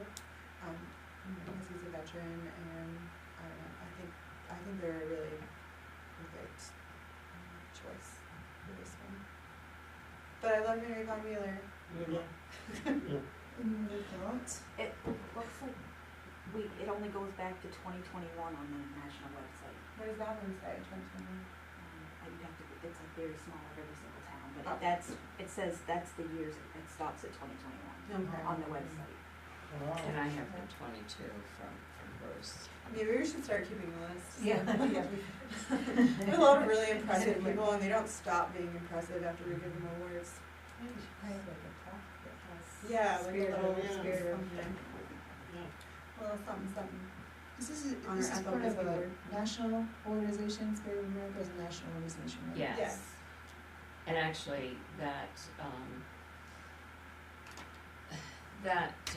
certificate came a couple of weeks ago from the state of Maine. That was a recognition that was sent for the Spirit of America being given to the staff last week. I don't know what might have happened to prior ones, but they do that. That comes to the I think they send it municipality to every whoever year. won, Right, yeah, to because I recipients. remember we usually like hand it Right. to them at the Yeah. thing, at the So, meeting. So I would make a motion that we, recognize Bob and Carol Everett for the Spirit of America award this year. Second, And, with corrections on the write-up. I was just gonna say, can you email me what more? Oh, it's just district District exchange exchange and and food bank and take out the church Okay. part of it. and then when you And get add the that, Confederate. I can send that on to Bruce. And so do we present this at the town meeting? Yes, And who will present it? I don't remember how it was done last I year. feel like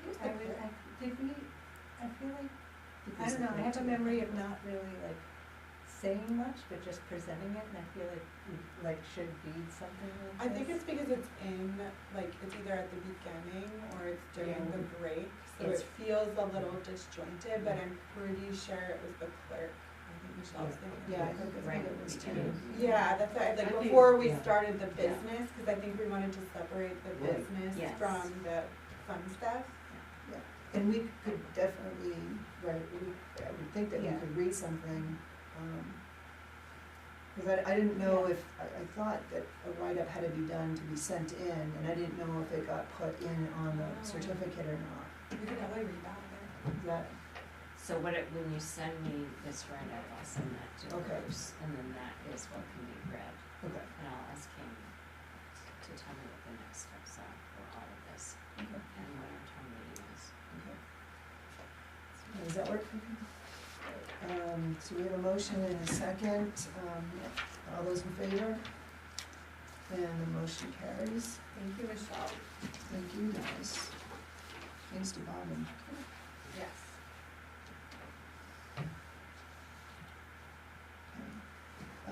It's 10O, discussion and action to approve the transfer station sticker and use policy, stickers and brochure. And you have that information in your packet, and we got more on our table packet. Alright, to get it on the table, I would make the, motion to approve the transfer station sticker and use policy, stickers and brochure. Okay, questions and comments? I have a couple of comments.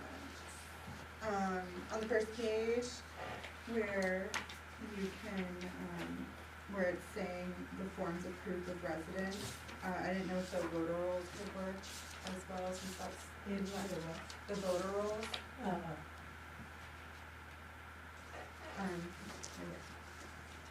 it's just the ways that you could, I mean, I'm sure it's just as easy to look up someone's tax information, but the voter rolls, I mean, you're already doing all the proof of citizenship and, you know. Cause isn't it just in a big binder? No, No, it's on the computer. it's all on the, You can check. Well, then never mind. Do whatever makes the most easiest. I thought it was just in the big white binder. yeah, no, not anymore. Okay. But if it's in the computer, you can still check, right? I don't know. Is that easier? Is that easy? Just gotta get into it, it's no different than probably looking up anybody's registration or taxes. Yeah, It's just yeah. a different program, it just takes a minute, but once you get in there. Okay. Well, whatever. And then the other thing that you have kind of something for contractors working on a property, but we have a lot of like house cleaners and property managers that are doing multiple properties, weekly, and some of them are Bethel-based businesses or Newry-based businesses or Hanover-based businesses. Where would they fall in line? Like, would they get the $5 temporary per each? Like, how would they function from this paperwork? I had the same question. They're kind of like a private Yeah. contractor. They're picking up from presumably property owners, and they themselves might be a property owner. But how do we break How do we break that down? How do we, yeah. That is not something that was even thought of or discussed. Yeah, I called my house cleaner friend who owns a business here in town, and she was just like, it would be really easy if the town just offered like a property manager house cleaner license, $25 a year, and you could just go from whatever your houses were, just register your houses or something like that. Why can't they use their own personal one? I guess you could. I mean, if they're in Bethel, Newry, or Hanover resident, they're gonna have one. Yeah, I guess it's true. What if you What if have they're somebody Greenwood? Gilead having houses Yeah, or up like Greenwood or something. Right. like But that. they clean houses up here. But they're removing trash from properties that are within the tax space. Mm-hmm. And to the contractors. So, yeah, they have a contractor, contractors in are in- reality. 4D. They're kind of like a private I don't know how it works. collection of it's like the garage truck. I mean the trucks going around and doing the offsite. They just happen to be a little more private offsite. Collecting. I'm thinking, for example, Boston Budding. Yeah, exactly. That's what kind of what I'm thinking. And he goes around and collects. That's all. And I'm just thinking as we have associations, we have cluster housings. That was my question too. How are we going to address someone who went around and collected? Yeah, and I would think if somebody was like doing trash and they say they had the Greenwood stops, they wouldn't like go to the Greenwood dump before continuing on to Bethel to fill up. They'd probably just throw away wherever they ended, would be my guess. The idea is not to, if you have these organizations, they're not bringing trash from Greenwood to the Bethel facility. But how do you? If they are a Bethel business and disposing of trash for Bethel residents, then this means will take care of them. But if they're a commercial trash hauler or commercial cleaners, they should dispose of their trash in the towns that they pick it up in. So in one of the solid waste meetings, in fact, I'm mistaken, in a select board meeting, we had a trash company give us some information that I thought was very important, and I'm asking now if this is a true statement, and this is what I heard the trash hauler, the guy who picks up the trash, said, that the transfer station is we're giving, the town gives the resident an opportunity to use the transfer station. It's, and I don't know for sure if it was opportunity, but they have the availability to use the transfer station. It's not necessarily a right, but it's just, it's the ability to be able to take your trash there. So, I'm asking, it was said, you know, between, the conversation now is, a business has a dumpster, and if they don't wanna pay for the dumpster and pay the full boat for it, they have the availability to take the trash to the dump. And I'm a business, and I'm thinking that maybe I don't have the right to bring my trash there. It is the availability for the homeowner to bring his trash there, not necessarily a business to bring their trash there. I'm asking, this is a question. The understanding of the transfer station is just the availability to be able to bring your trash. But who really has the ability to bring their trash there? A business? I think Is it's that- a property owner, Well- but I think that's the hard part about a cleaner, because it's kind of like out in the ether, there's no Okay, friggin' word. so that's why I'm bringing it up. So it's nice to have a definition that you're using, like a code. Yeah. The code book is a definition, the ordinances is a definition of what we do. And I'm struggling with a definition of how the transfer station is actually supposed to be used. You know, because we're separating who pays, who doesn't pay, how much you can bring, all of those things, based on what? I totally agree with you, I'm Okay. having a hard time with it too. I mean, taxpayers, that's part of your existence in the town. But if we get the scales, then that's gonna include other people. But number one, is your taxpayers are the ones that have the ability, the right, whatever, however you wanna classify it, to use the trash. I don't think there's a definition for it. I don't think there is a definition, an ordinance that states how we accept trash. How do we go about doing that? I'm just saying, because I don't think it's really right for me to take all my restaurant's trash down there and just dump it for free. I don't think that's. Well, you're not dumping You're not dumping it. You're paying taxes on it. And paying taxes on it. So I mean, I think we've been caught up in, yeah, it's, you know, the opportunity that, you know, you're just paying for the ability. Yes, you're also paying for, you know, the ability with a wastewater treatment plant, you're also paying for the ability for public water.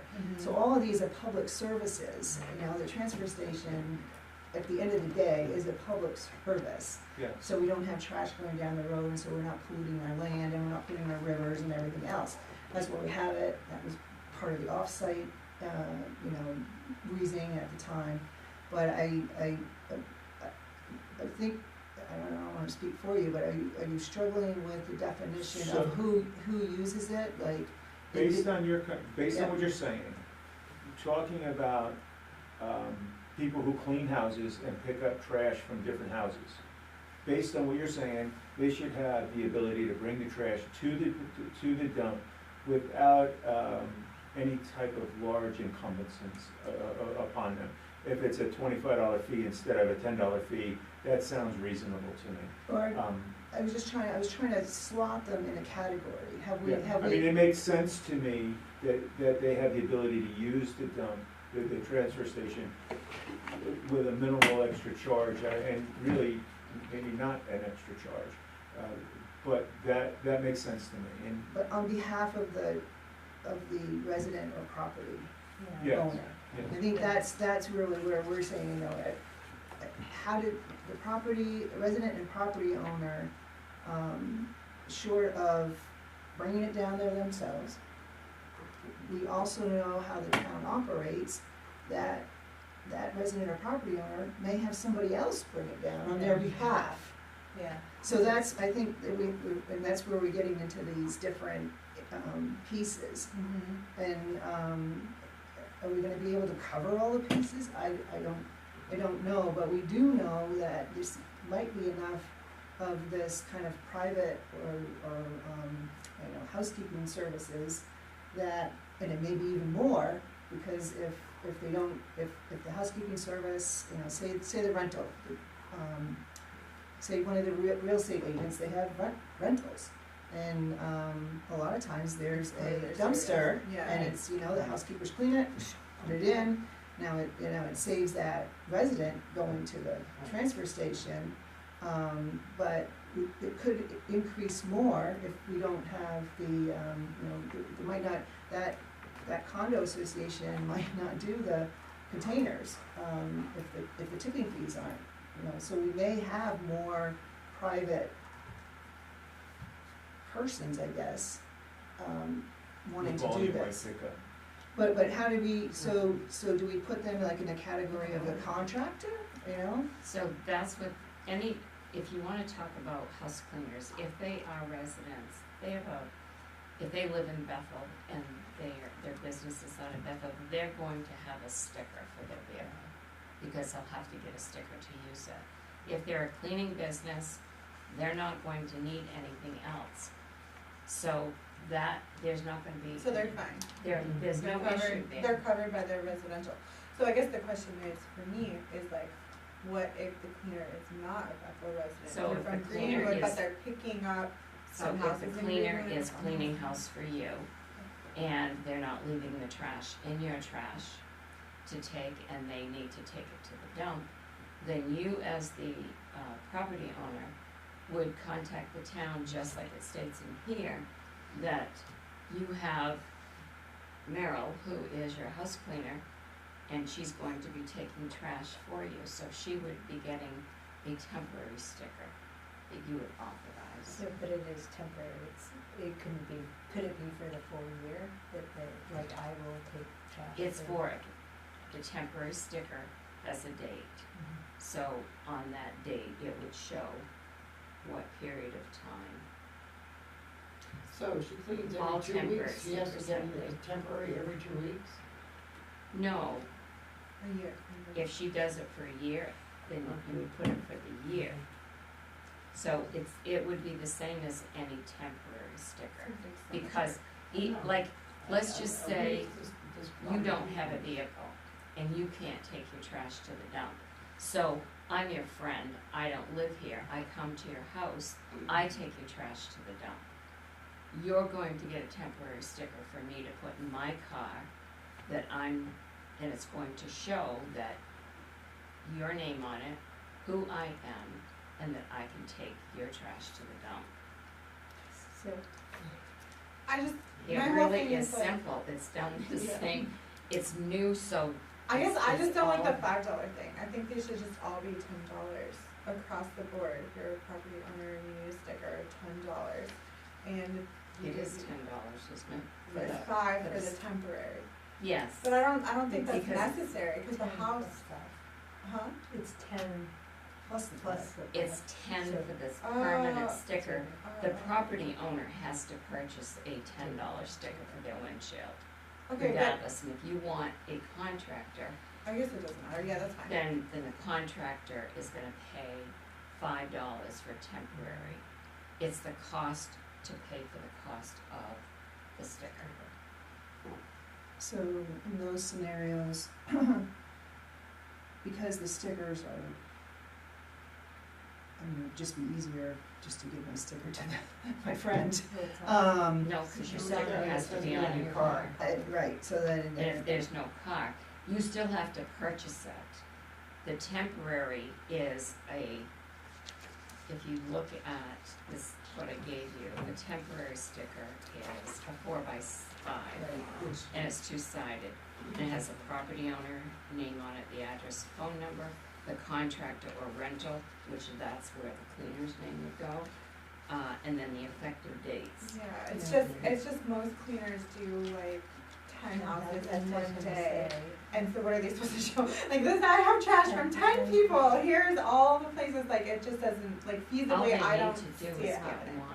All Right. they need to do is get one. But that's my point. Like if you're a cleaner and you say I am doing these houses in Bethel, and the owner says this is our cleaner. Why would she just pay $10 or she or he just pay $10 and then they can take everyone's trash? 'cause they do.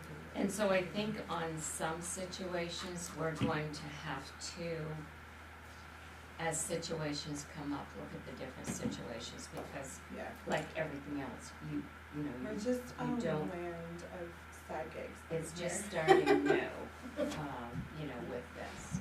You'll come back with some, wherever that is. Yeah, I was like, literally everyone I know has like 13 The side gig goal jobs. of this is to make people aware that they can no longer use the sticker that they've had for life.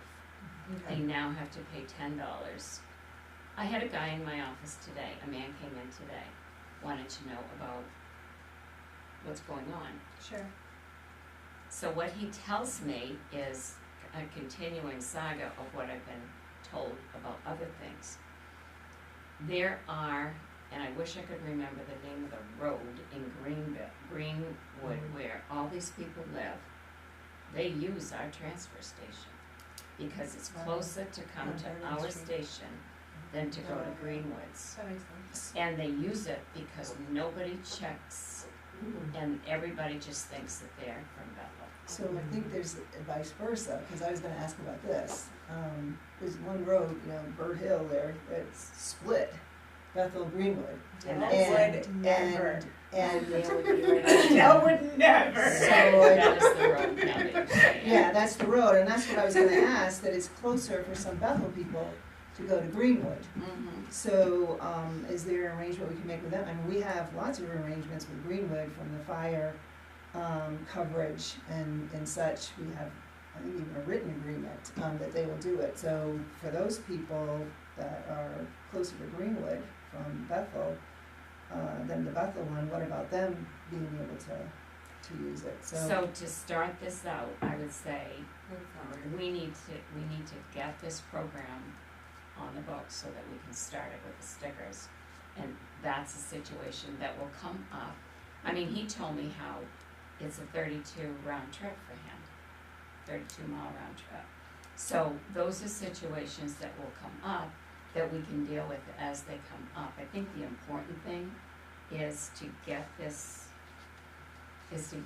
moving so that we can start and not delay any longer, because this plan can effectively go into motion July 1st. And in order, we want to order the stickers so that they have the date July 1, 2025 through June 30, 2027. And yes, there are going to be situations that we're going to have to look at and figure out how to do it. And that one right there, because you have people on both sides of the issue. But if we continue to wait to put this in place until we deal with every problem that we can think of, we'll never get this started. right, it's already complex. And those situations can be brought back, what was talked about here, to the solid waste committee when we meet in June, about, these are other, situations that we need to look at as well. I guess I'm just gonna say, as far as the cleaners go, I had that job, that was my business too. And when I did condos, there was a dumpster. When I didn't have a dumpster, I did homes, it went to the dump. Yeah. Because I had a sticker for the dump. If you're gonna live in Bethel, you're gonna have a sticker for Bethel. If you live in Greenwood, you should have a sticker for Greenwood. So, I'm not understanding where all this is. Yeah, it might not matter at all. It might not matter at I all, don't think so. but if you, I guess that's you wouldn't why- have to use it, you're doing it for the taxpayers that are in Bethel. So you just they happen to luck out that you are from Bethel and you used your sticker.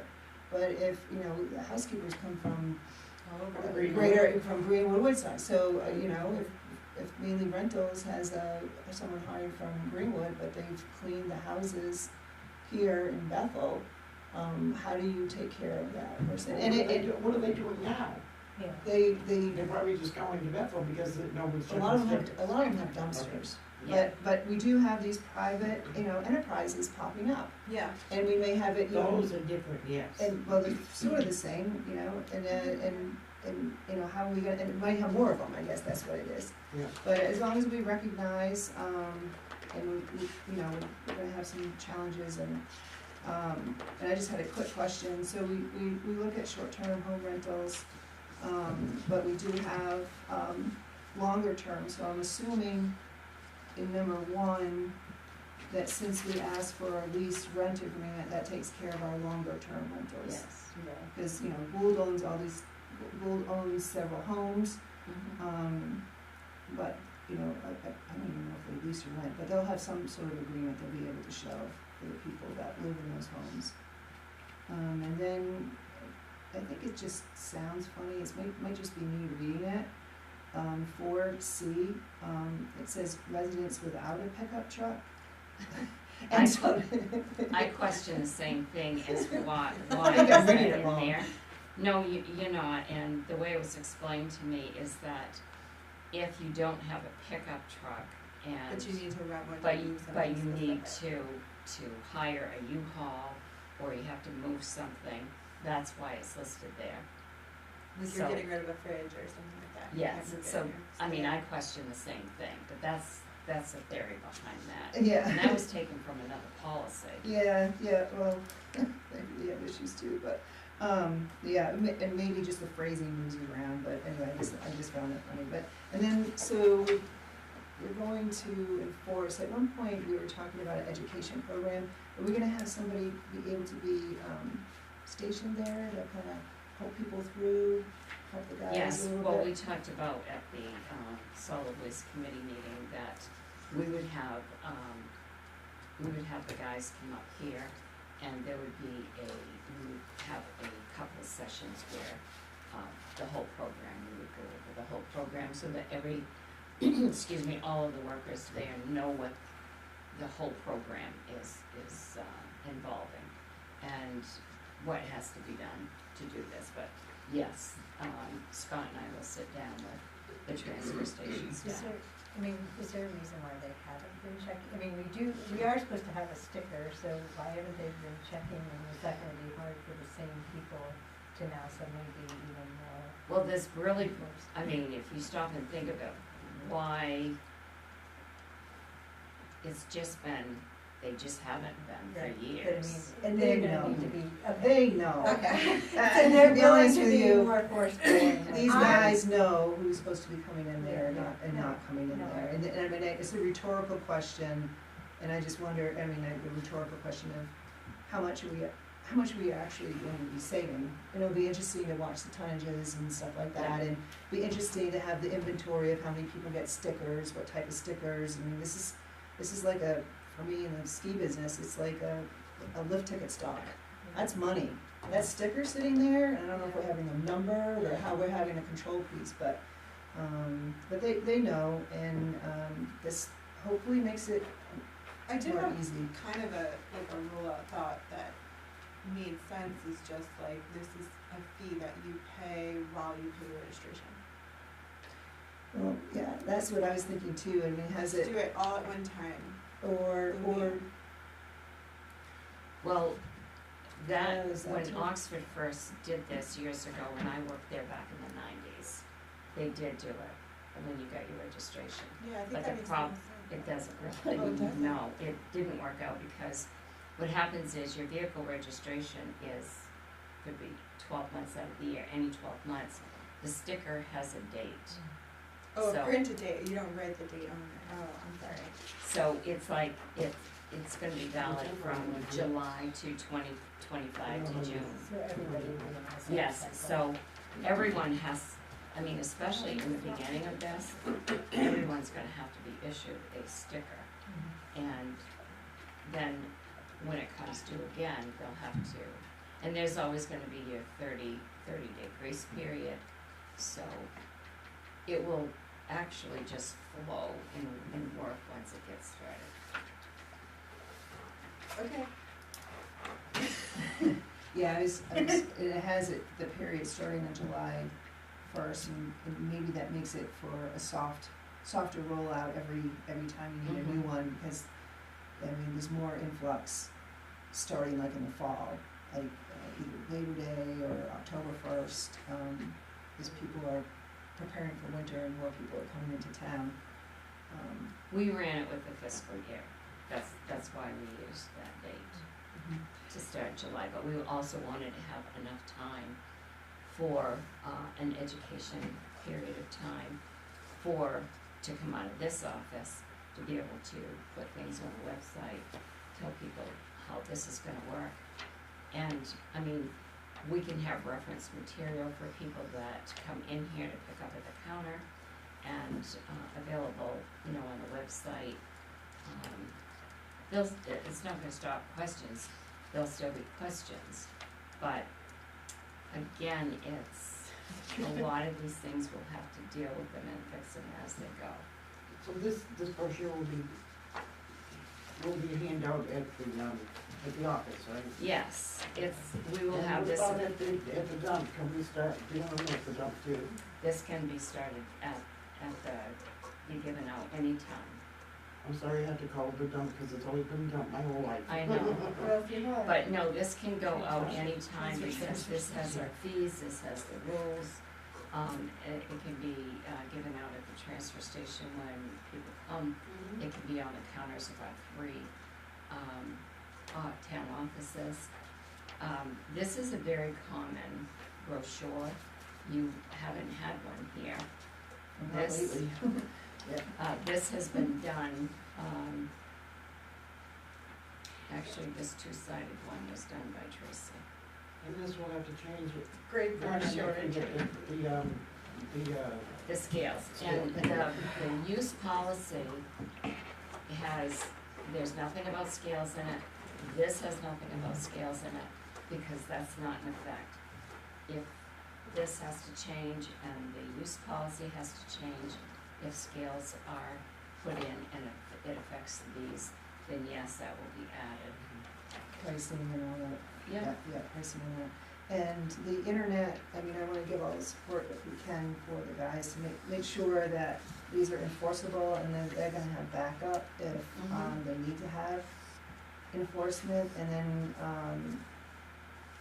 also to coordinate, I know the fees, this piece here for when the internet is, do we have the timetable on the internet down there when it's gonna be? So today, there was a crew there to check out the layout, because there's different crews for different things. He's the fiber guy for the transfer station. So that's as far as we are right now. Once this is all done and complete, we will have Wi-Fi there, we'll have the internet there, and the old system that they use now for the credit cards, that'll go away. And they will be connected right with our Trio system, where it will, they'll just have to log in, do the receipt of whatever they're taking money in for, give the person the receipt, and it automatically comes in our system here. And it's part of our daily cash out. Okay. And then, and here, I was just going through it, again, longer term rentals, and I don't know what we're calling short term rentals. It must be. A short-term rental is if someone is, rents, a weekend or a week. Like they don't have a contract, you don't have a lease, but Right, whatever. that's what a short-term rental is considered here. A long-term rental, if you have a house that you're renting out, and I'm renting it for 2 or 3 years, that's a long-term rental. But that person would actually be able to get a permanent sticker too. So they'd be under residence, Yeah. if they were. Is there a state definition for that? Short term, yeah. There is, okay, cool. Well, at least in that industry. That's fine, I mean, as long as we can point to something and be like, this is what There this is, but I would just be. wanna make sure that, again, we have, we do have long-term rentals, or seasonal rentals. Sure. Yes. And it's not a seasonal rental, in my opinion, it's the commercial turnover 3 or 4 nights. I don't even know what we would consider a 7-day or 14-day, but, I'm not gonna belabor it, but just to know, that, the educators that rent. Yeah, know Everybody rents, where they you go to- fall yeah, in yeah. personally, and that was really Yeah. my question with the trash people, it's just like, it's fine, we just need to tell them what they need to know. Yeah, And I don't really know the answer. and the same thing with a contractor, what defines a contractor. That was the other thing, just to have, and then on, I'm not sure if maybe the different sections, it clearly is like 3 sections here, if there can be a little separation, cause I started going, not accepted in the stump dump, I was like, but I understand the not accepted appears in this recycling. So all we have to do is put something like In a different color, or just a little line or something.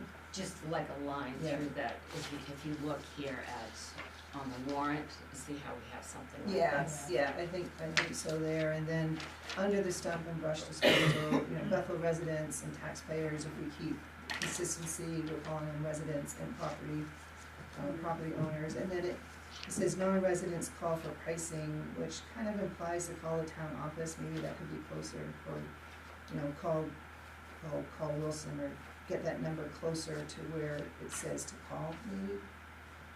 Just to prevent calls from coming to the town office. It's in the minutia of that.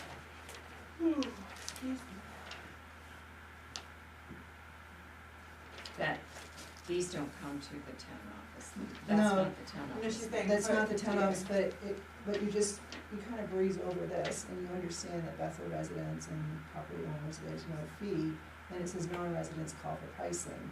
And everything else seems to imply the town office, it's really this number that they need to call, maybe if that's And that's closer to that. Wilson, Yeah, yeah. so I was just thinking that it would, the number is closer to where, who has to call, then it's clear. I'm in the minutia. So do you have to have the sticker to go to the stump? No,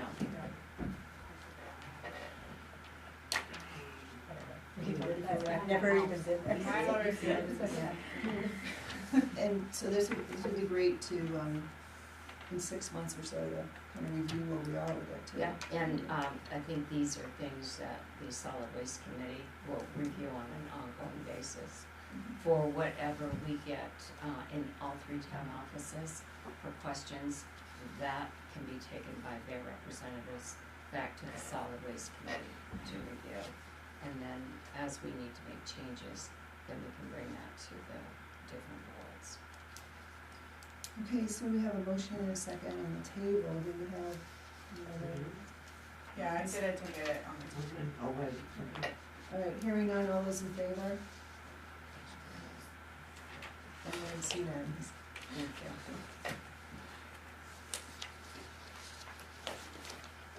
I'm going with my shield and my water spray bottle. First day that we're rolling this out and turning people away. Stop yelling at them!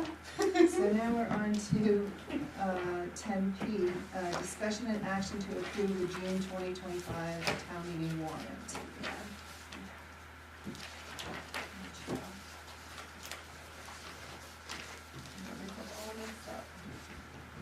So, at the last meeting, I gave you a draft, and then I sent you another draft, with this agenda, because we had some items that we had to add, and I made reference to those, items, because we were, number one, we were waiting for the article that was being written on the easement by the attorney, and that was Article 5. And Article 4, we were waiting for that to have the public hearing and for you to approve that tonight, so I added Articles 4 and 5. And then, after we received the audit last week, I need to find that article here.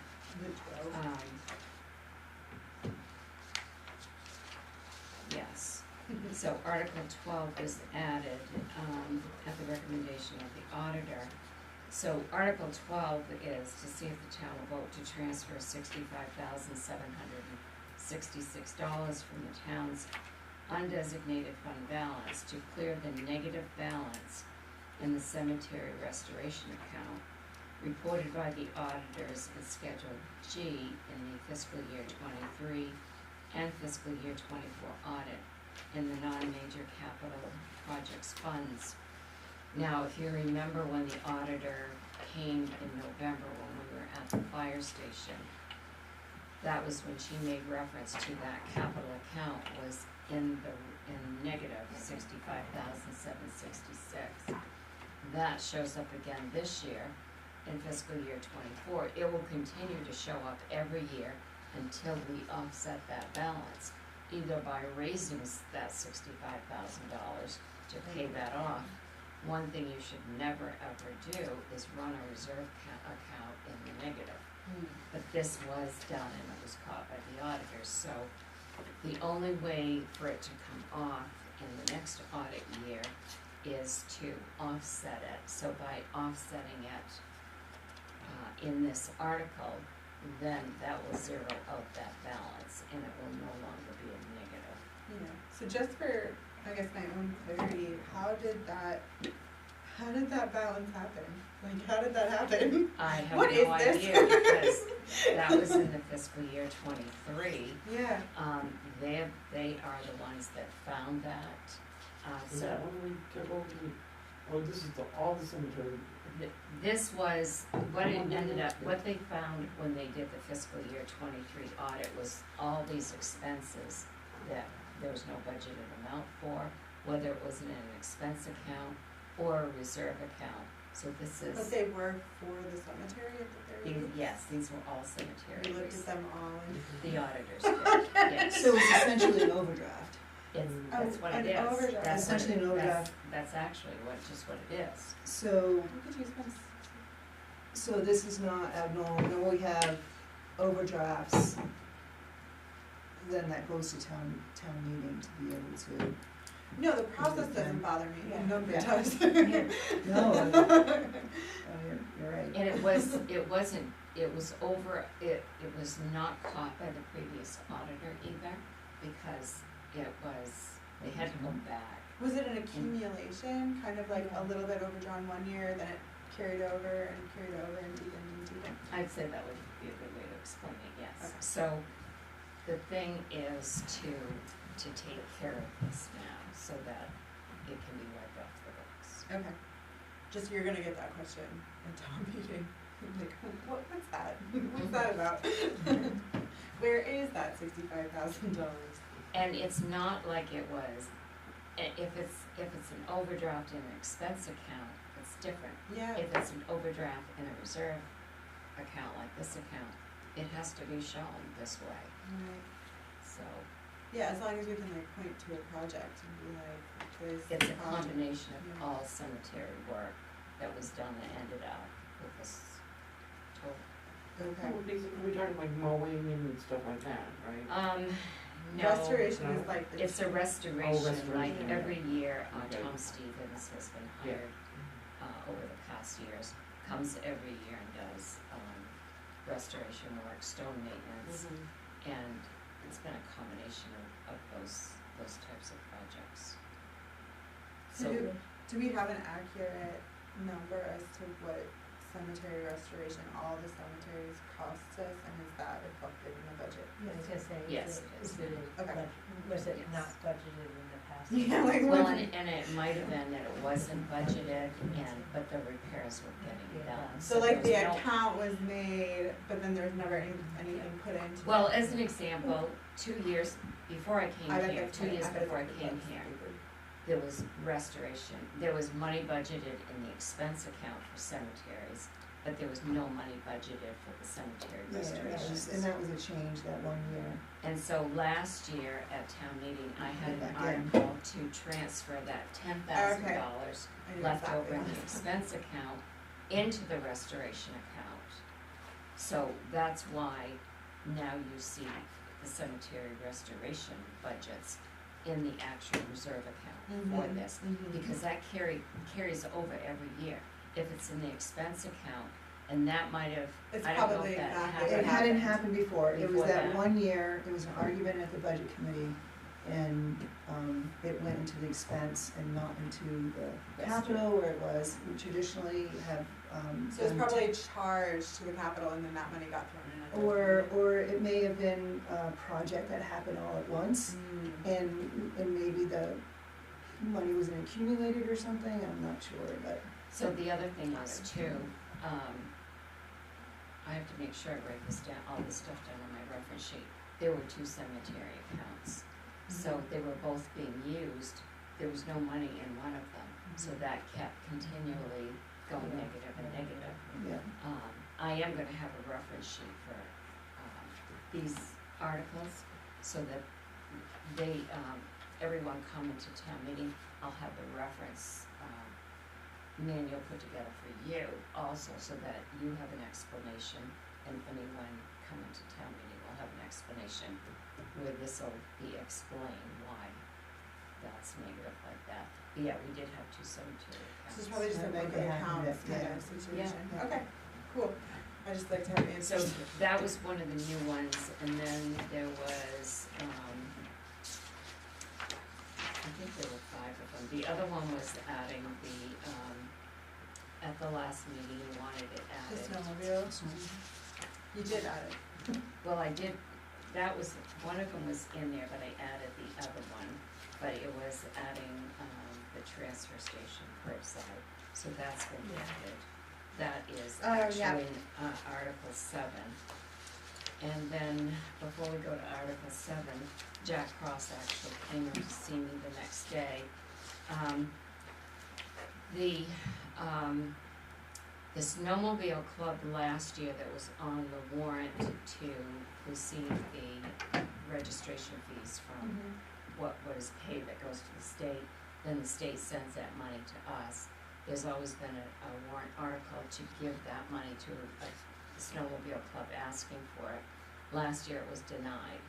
So when Jack came to see me the next day, he didn't know. Was it denied or changed on the floor? It was changed on the Yeah. floor, but it was voted not to give it to the Oh, snowmobile that's right, club. that's right, that's So right. the money went back into our general fund account. So when Jack came, actually Jack came to see me the next morning to find out if the grant money had come in, which it has not. Yeah. And you remember our situation last year. So we had a good check over that again. But that's when I asked him if he knew about the snowmobile registration money that comes from the state. He did not. So I asked him to send me an email, so he had Diane, their secretary, send me an email requesting that the snowmobile money go to his snowmobile club, which it's referenced in. Green Star. Yes, Green Star, and so that they can get the refund from the state. It comes to us, and then we have the article that's a standard article for that, and then when it comes in, we issue them that money. So I did add that, and I didn't have it on the first one because No one had asked. no one had asked for it. I think that was the only additional ones. And Scott and I did have a conference meeting last week with Casella. And, Casella or Archie? no, with Casella. We did have a sit down today with Archie on their new contract, but with Casella on their willingness to continue the curbside pickup if the town chooses to keep that. And so the article is here asking the voters if they want to continue with the curbside pickup, which is the dumpster and the residential curbside pickup. And if it's all included to show that if they approve it, then we would have to raise $300,000 to pay for it. So And that was added as The requested. reason it's 300,000 versus the 401 that was in there last year is because Newry and Hoover are out of it. No, that actually has nothing to do with that. Oh. That's how it was always budgeted before. Oh. That $400,000 line, there was tipping and hauling included in that. The budget this year includes budget lines, separate budget lines for tipping, separate budget lines for hauling for the different categories. There's no tipping and hauling together. That's why you see in that budget, there was, in fiscal year '25, there was $400,000 budgeted. It's because part of that 400 is broken down now in the various categories in the fiscal year '26. But there would be offsetting revenues, if this did happen, there'd be the same ratio offsetting revenues as From for the transfer. interlocal, yes, Interlocal. yes, it So, would be. yes, And weight wise, I think Ron had brought up the hauling and the tipping together might cost more to move it out of the. so he was trying to make an argument of, so we have the transfer station hauling and tipping, Yeah, but we were trying to figure out it's only tipping at And a it's higher only- rate is, Yeah, right, so he was trying to say that, I think that if you put what would be considered the hauling, it would be in the services for that, he was trying to put apples and apples together, that's what he was trying to do, I just think. trying to weigh. Yeah, If you have 3 apples and it weighs 2 oranges, potentially. But the other point that could be made too is that if they decide they wanna keep the curbside, we would potentially be able to take in about that same amount of money in, scale fees. So they could offset it. Okay. We'll see what the town says. I had some like kind of typos or punctuation. Those have all been fixed, the typos and the punctuations have been fixed Okay. in the original that I have in the computer. Okay, all right, and take the recommends to make it recommend. Yeah, Okay. and actually I took that exact language from another warrant, another town's warrant, and then I went in and I did on this particular spell check I have, using both of them, they're both okay to use, but I had actually some with them, some without the S, so the S has been taken out of all of them. Was there able to be any consideration about some of the other things, like placing the Article 7 closer to the transfer station line? Just so it's all in the same context. I was wondering, actually, to that point, Michelle, if maybe Article 7, like that total could be noted and then have a summary of what we'd be just spending on the department if this got passed, you know? I think we've done that before, and just so, cause you had mentioned like the clarity of what we're actually spending per department, and you could say, like, after the solid waste or what. Yeah, so that's kind of what I was looking at, like Article 7. And which- 18. And 18, and then under 18, because somebody's inevitably gonna ask, why is there that difference from 592 to 825? And I was thinking that right in that, it could say note, that the 825 includes the off-site MSW. Yeah, And then if the Article 7 was or even just close to note, that, if Article 7 is approved, the true total would be, but it might almost be intuitive if the two articles were side by side. kind of close to each other. Yeah, that's fair. I don't know, I was just thinking, they're just some thoughts that I, Yeah, so that one, and then also kind of the co-op, where's my brain going, co-op upgrades being kind of close to, like the co-op building. What's it called? The town office facility one, so Article 20 being close to, Article 10 and Article, 9. Article 10 is for the, The floor, right, the business one? it is for the, it's for the basement. And we also have Article 9, which is the roof. So not to be critical of all of this, but this is all about your new formatting that has to be done. So the reason that all of the articles on page 3 of there is They're all going because they're all to do with undesignated fund balances. The other articles are to do with budget amounts being approved, which, I think just a note is fine. so what I have is, and I'm working on it, I don't have it finished, it's a reference manual, if you will, to explain all of these. When you have a warrant article, all of your explanations are not within the warrant article. The warrant article is, As streamlined as possible. it is, it's a consolidation of what you're looking at, and then your explanation would be done on a separate explanation sheet. I'll do it any way you want. No, But I it think will- that's fair. I it's- agree. Yeah, I think for those, I mean, if Article 7 could be closer to 18, since they're both budget items, I think that would be helpful.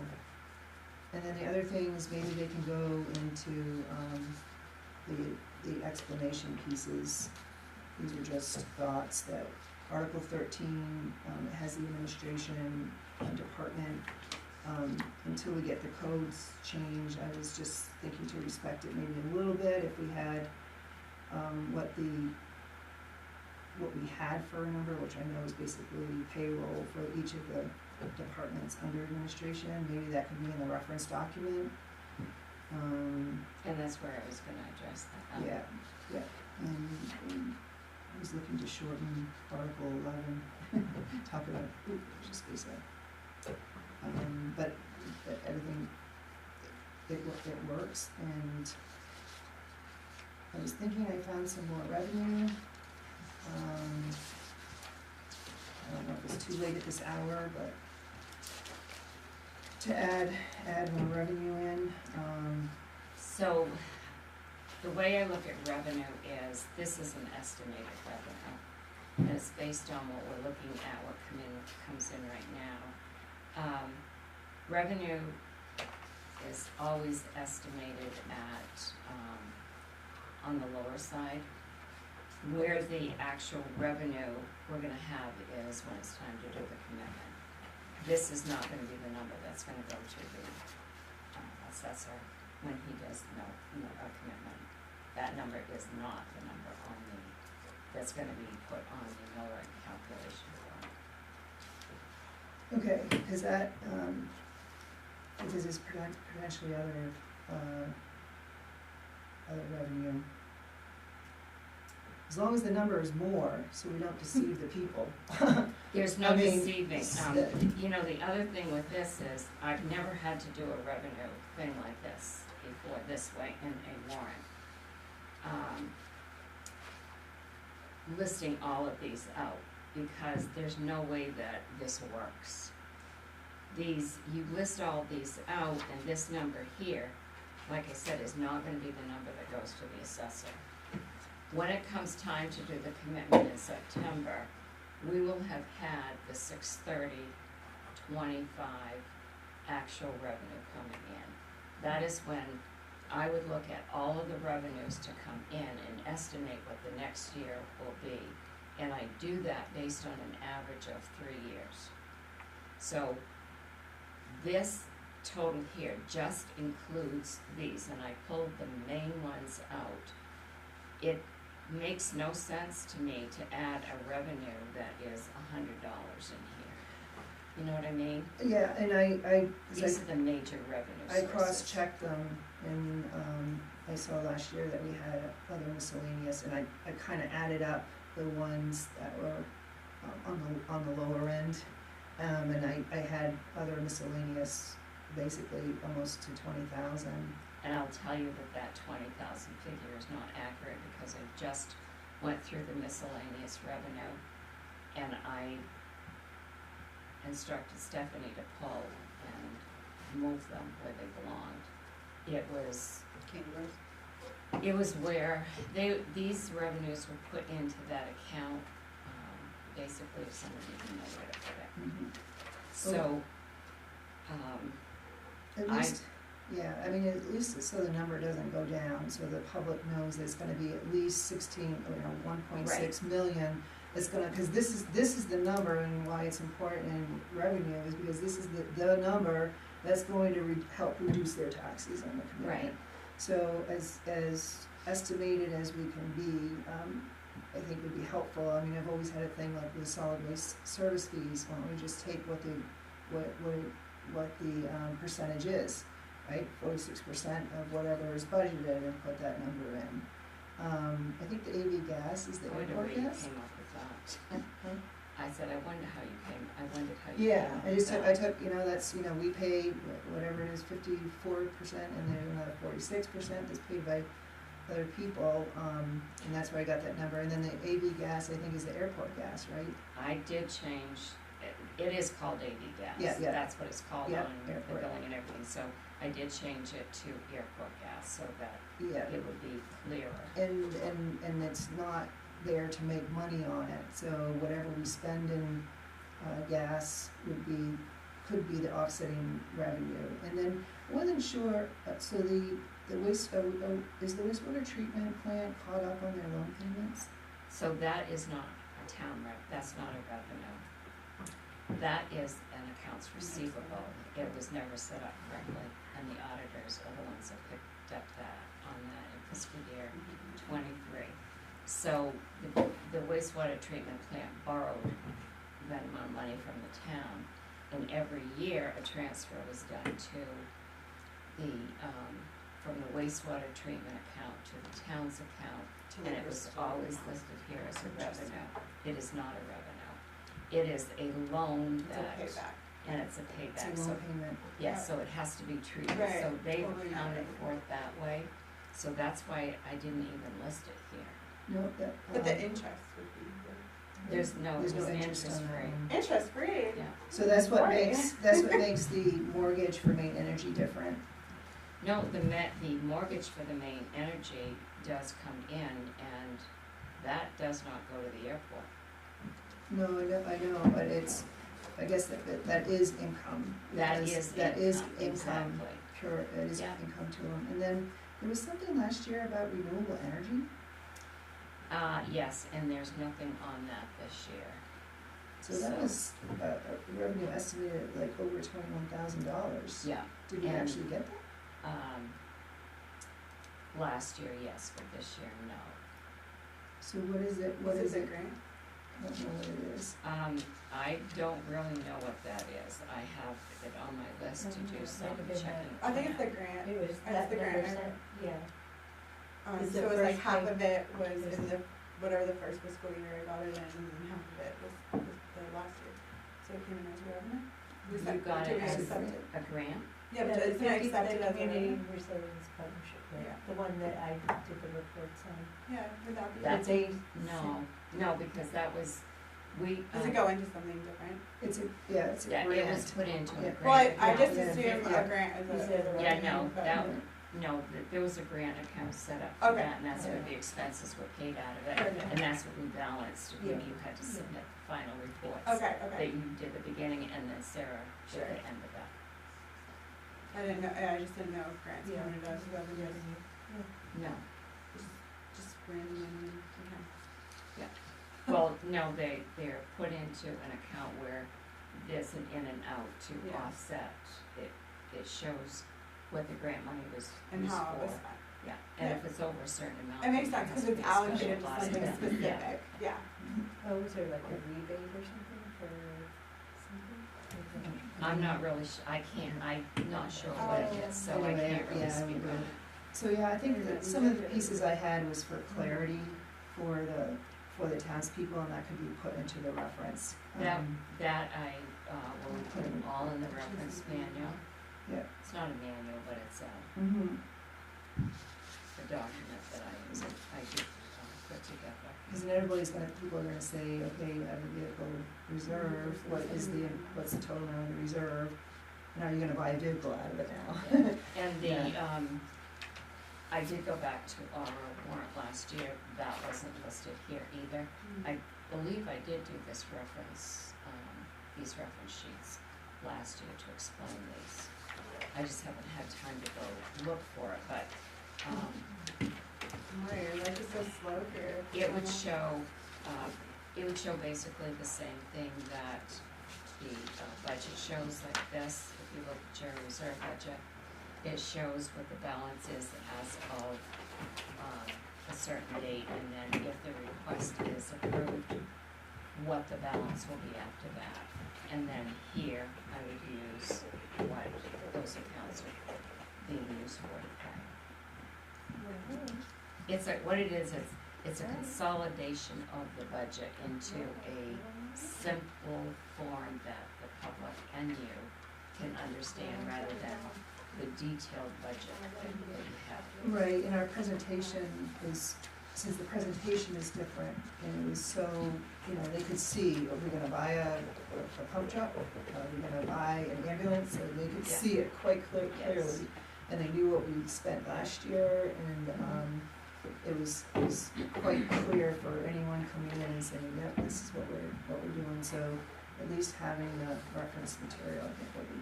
And when we print the warrants, that will be stapled to the warrant in addition to all of there's 2 ordinance changes.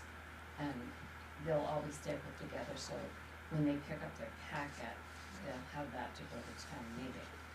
The other thing too, we might wanna consider for next year, in other towns, all of this information is part of the town report. Yeah. So, it couldn't be done this year because of a lot of the timing, but it might be something that we could talk about next year to have it part of the town report, because then their town report has everything all in it. Yeah. And I think, it looked like Newry had a booklet. I think, from what I could tell from the video, I could be wrong, but it looked like they had a booklet, of course, that had the agreement, that had some of their ordinances and stuff like that. Oh, and the interlocal would be attached to this as well. Yeah.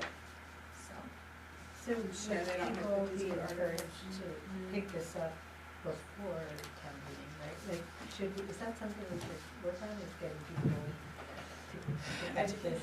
Yeah, the education, because again, it's like so much to absorb if you just pick it up at the meeting and then So start. no, it would be, the warrant is intended to be posted on June 2nd. So at that time, these packets will be ready for anyone to pick up, and we can make them available at the transfer station here and any other place that, might we want. posted online. It will be Yeah. posted online. And I took a class about annual town meeting warrants, and I learned, I could never understand why each page of the warrant is posted on the front window. I could never understand that. You need to physically post it somewhere in town that people know where to go. And I thought that was just a practice, but it needs to be, it needs to be posted, so now I understand why it gets posted on the front window. Front page? No, the whole thing.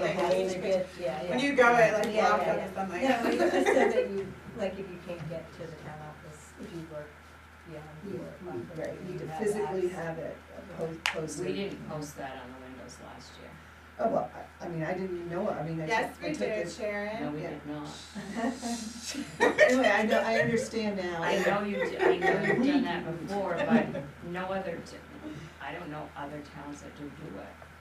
It's never been done any place I've worked.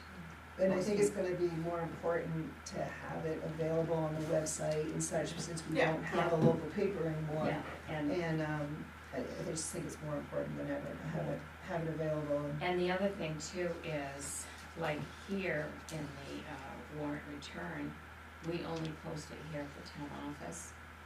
As an example, in Oxford, they have it posted at 7 different locations, businesses. Yeah, I was wondering One's if we at just the leave post- in the grocery store or something. One is posted at the post office, but I can't remember all 7, but there's 7 different places where the warrant is posted, the person posting Yeah. the warrant. So there they have it, it's not necessarily on their town window, or town office window, Yes, but it somewhere. is, it's a common place in whatever your town Wherever is, it's someone's gonna be, and Yeah, that was part of like my posting, Yeah. policy.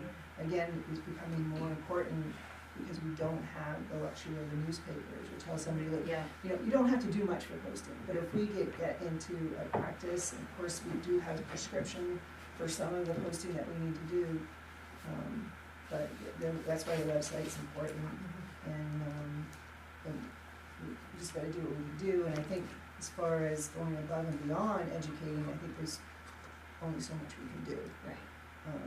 But definitely having it available, is helpful. Are you ready for motion? Make a motion that we approve town warrants as presented for the June 2025 town meeting. Second.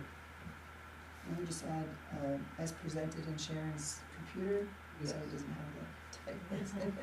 And, any other comments or questions? Well, the reason I'm saying that is because she has said that she's gonna have a explanation on everything, so I mean, Understood. I understand what you're saying as far as the order that you would like to see it in, but if everything's gonna be explained anyways, Yeah, I don't I'd see the agree. difference.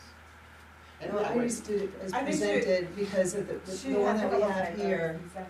well, then I understand, She- typos is one thing, but as far as, where articles should be next to each other and everything, I don't think that's, I don't, at this point, I don't think we need to micromanage our manager. I think she's done a wonderful job, and I think that, she is ready for town meeting. Yes, thank you, Pat. I was just, looking at the closeness of the words as like presented right on our table, but she has an original that's what we're voting on, yeah. Just for clarification, so we have a motion and we have a second, okay. Any other questions? All right. All those in favor? And the motion passes unanimous. Thank you very much, Sharon. You're welcome.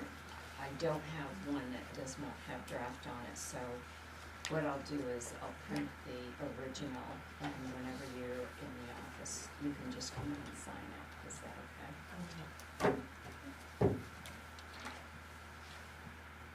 Thank you.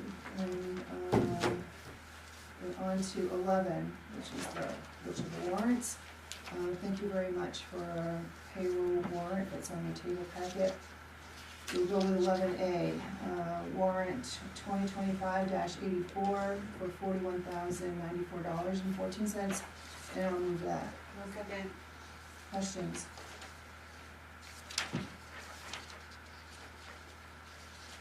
Hearing none, all those in favor?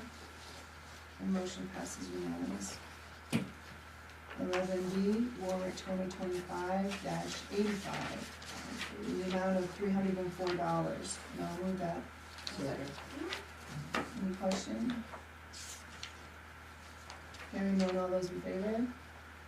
And the motion passes unanimous. And 11C, warrant 2025-87, in the amount of $104,235.14, and I'll move that. Second. Any questions? All those in favor? And the motion passes unanimous. Thank you. We're on to 12 select board items.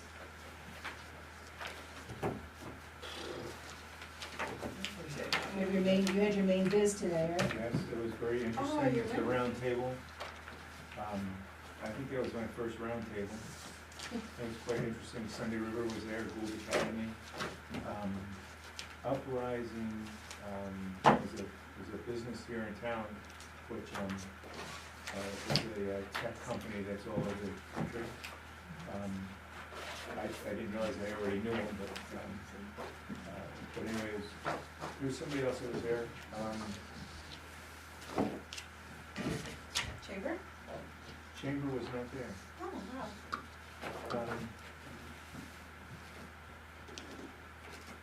I was there.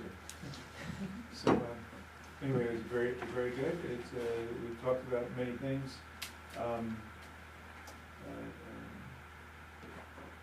You know, we talked about regulations, we talked about the community, about how Gould attracts teachers. But something I never thought about is that they have to sell the teacher on teaching here, but they also have to sell the spouse. Yeah. For what, you know, for a spouse to kind of thrive here also, who may not be a teacher. Which I never thought about that before. You know, there's just more to these equations that just, there's always something that's comes along with solving these equations. It was quite interesting in hearing Sunday Rivers talk about hiring people and what it takes to get people here. Any takeaways or areas? No, they were just, you know, brainstorming what you know, talking to main biz. It was quite interesting, and I thought it was time well spent. It was 3 hours, or 2 hours anyway, well spent time. So that's what I got for you. If you have any questions, I'll answer. Somebody have any questions? Do you have any other items? I had one item, and we can put it on the agenda later, but I have a question about the Mount Will Trail, because I believe it is a town trail. And I think I've talked to Sharon a little bit about it. It has two sections that are in very, very bad shape. And I know the front part of the trail, like where you get on the trail, is on town land, but most of the trail is on two other properties, and we have the easement for that, but if where this work needs to be done is not on the town piece, it's on the others. And I know I talked to Sharon about it, because Inland Woods and Trails is willing to be contracted to do work on it, but does anybody know the history of that trail and like how we spent money to build the trail in the first place if it's not on I think it was town land? completely gave. No, the trail's been here since before I moved here. Isn't it mostly on, the St. Pierre's part? It's on St. Pierre's and somebody else, it's like kind of half and half, I think, but just the very front section is on town land. But if we need to do repairs, I mean, it's been repaired, it's been rerouted. It's not a and great trail. Where did the money come from? Like, does anybody know? If it can't be town money spent on private. So how land. long has it been? Because Iz and her crew through Inland Trails got a grant through the 4-H camp to do that trail, but I don't know if it was the first time it was done or they were just doing trail. I can ask her. I remember helping with that. I think they had a grant, that was like a grant for a group of kids who helped Yeah. do, yeah. And I don't know if there's any history, minutes on a conservation committee. Well, The I think, conservation committee. I've been told that Conservation Yeah. Commission is supposed to oversee it, but like if we can't fix the You might trail. reach out to then- Mike Cooper too. I think he's. Well, it's more a question of like, I mean, we have people who can. So if we have I guess your ownership, you're asking a question. Or of just ownership. like, can we spend some tax money to fix the trail? If Not it's- unless it's appropriated. No, obviously, yeah, that's, I mean. So if it's a big town property, the whole and the trail- easement is, we have an easement, Yeah. which is like having the property, It's just, and we need to take care of it, Right. then, we need to raise the money So to we take care can of do, it, we can do that, okay. right? I would pose that question to the attorney before we did, because it's on someone else's property, even though we have an easement to access that.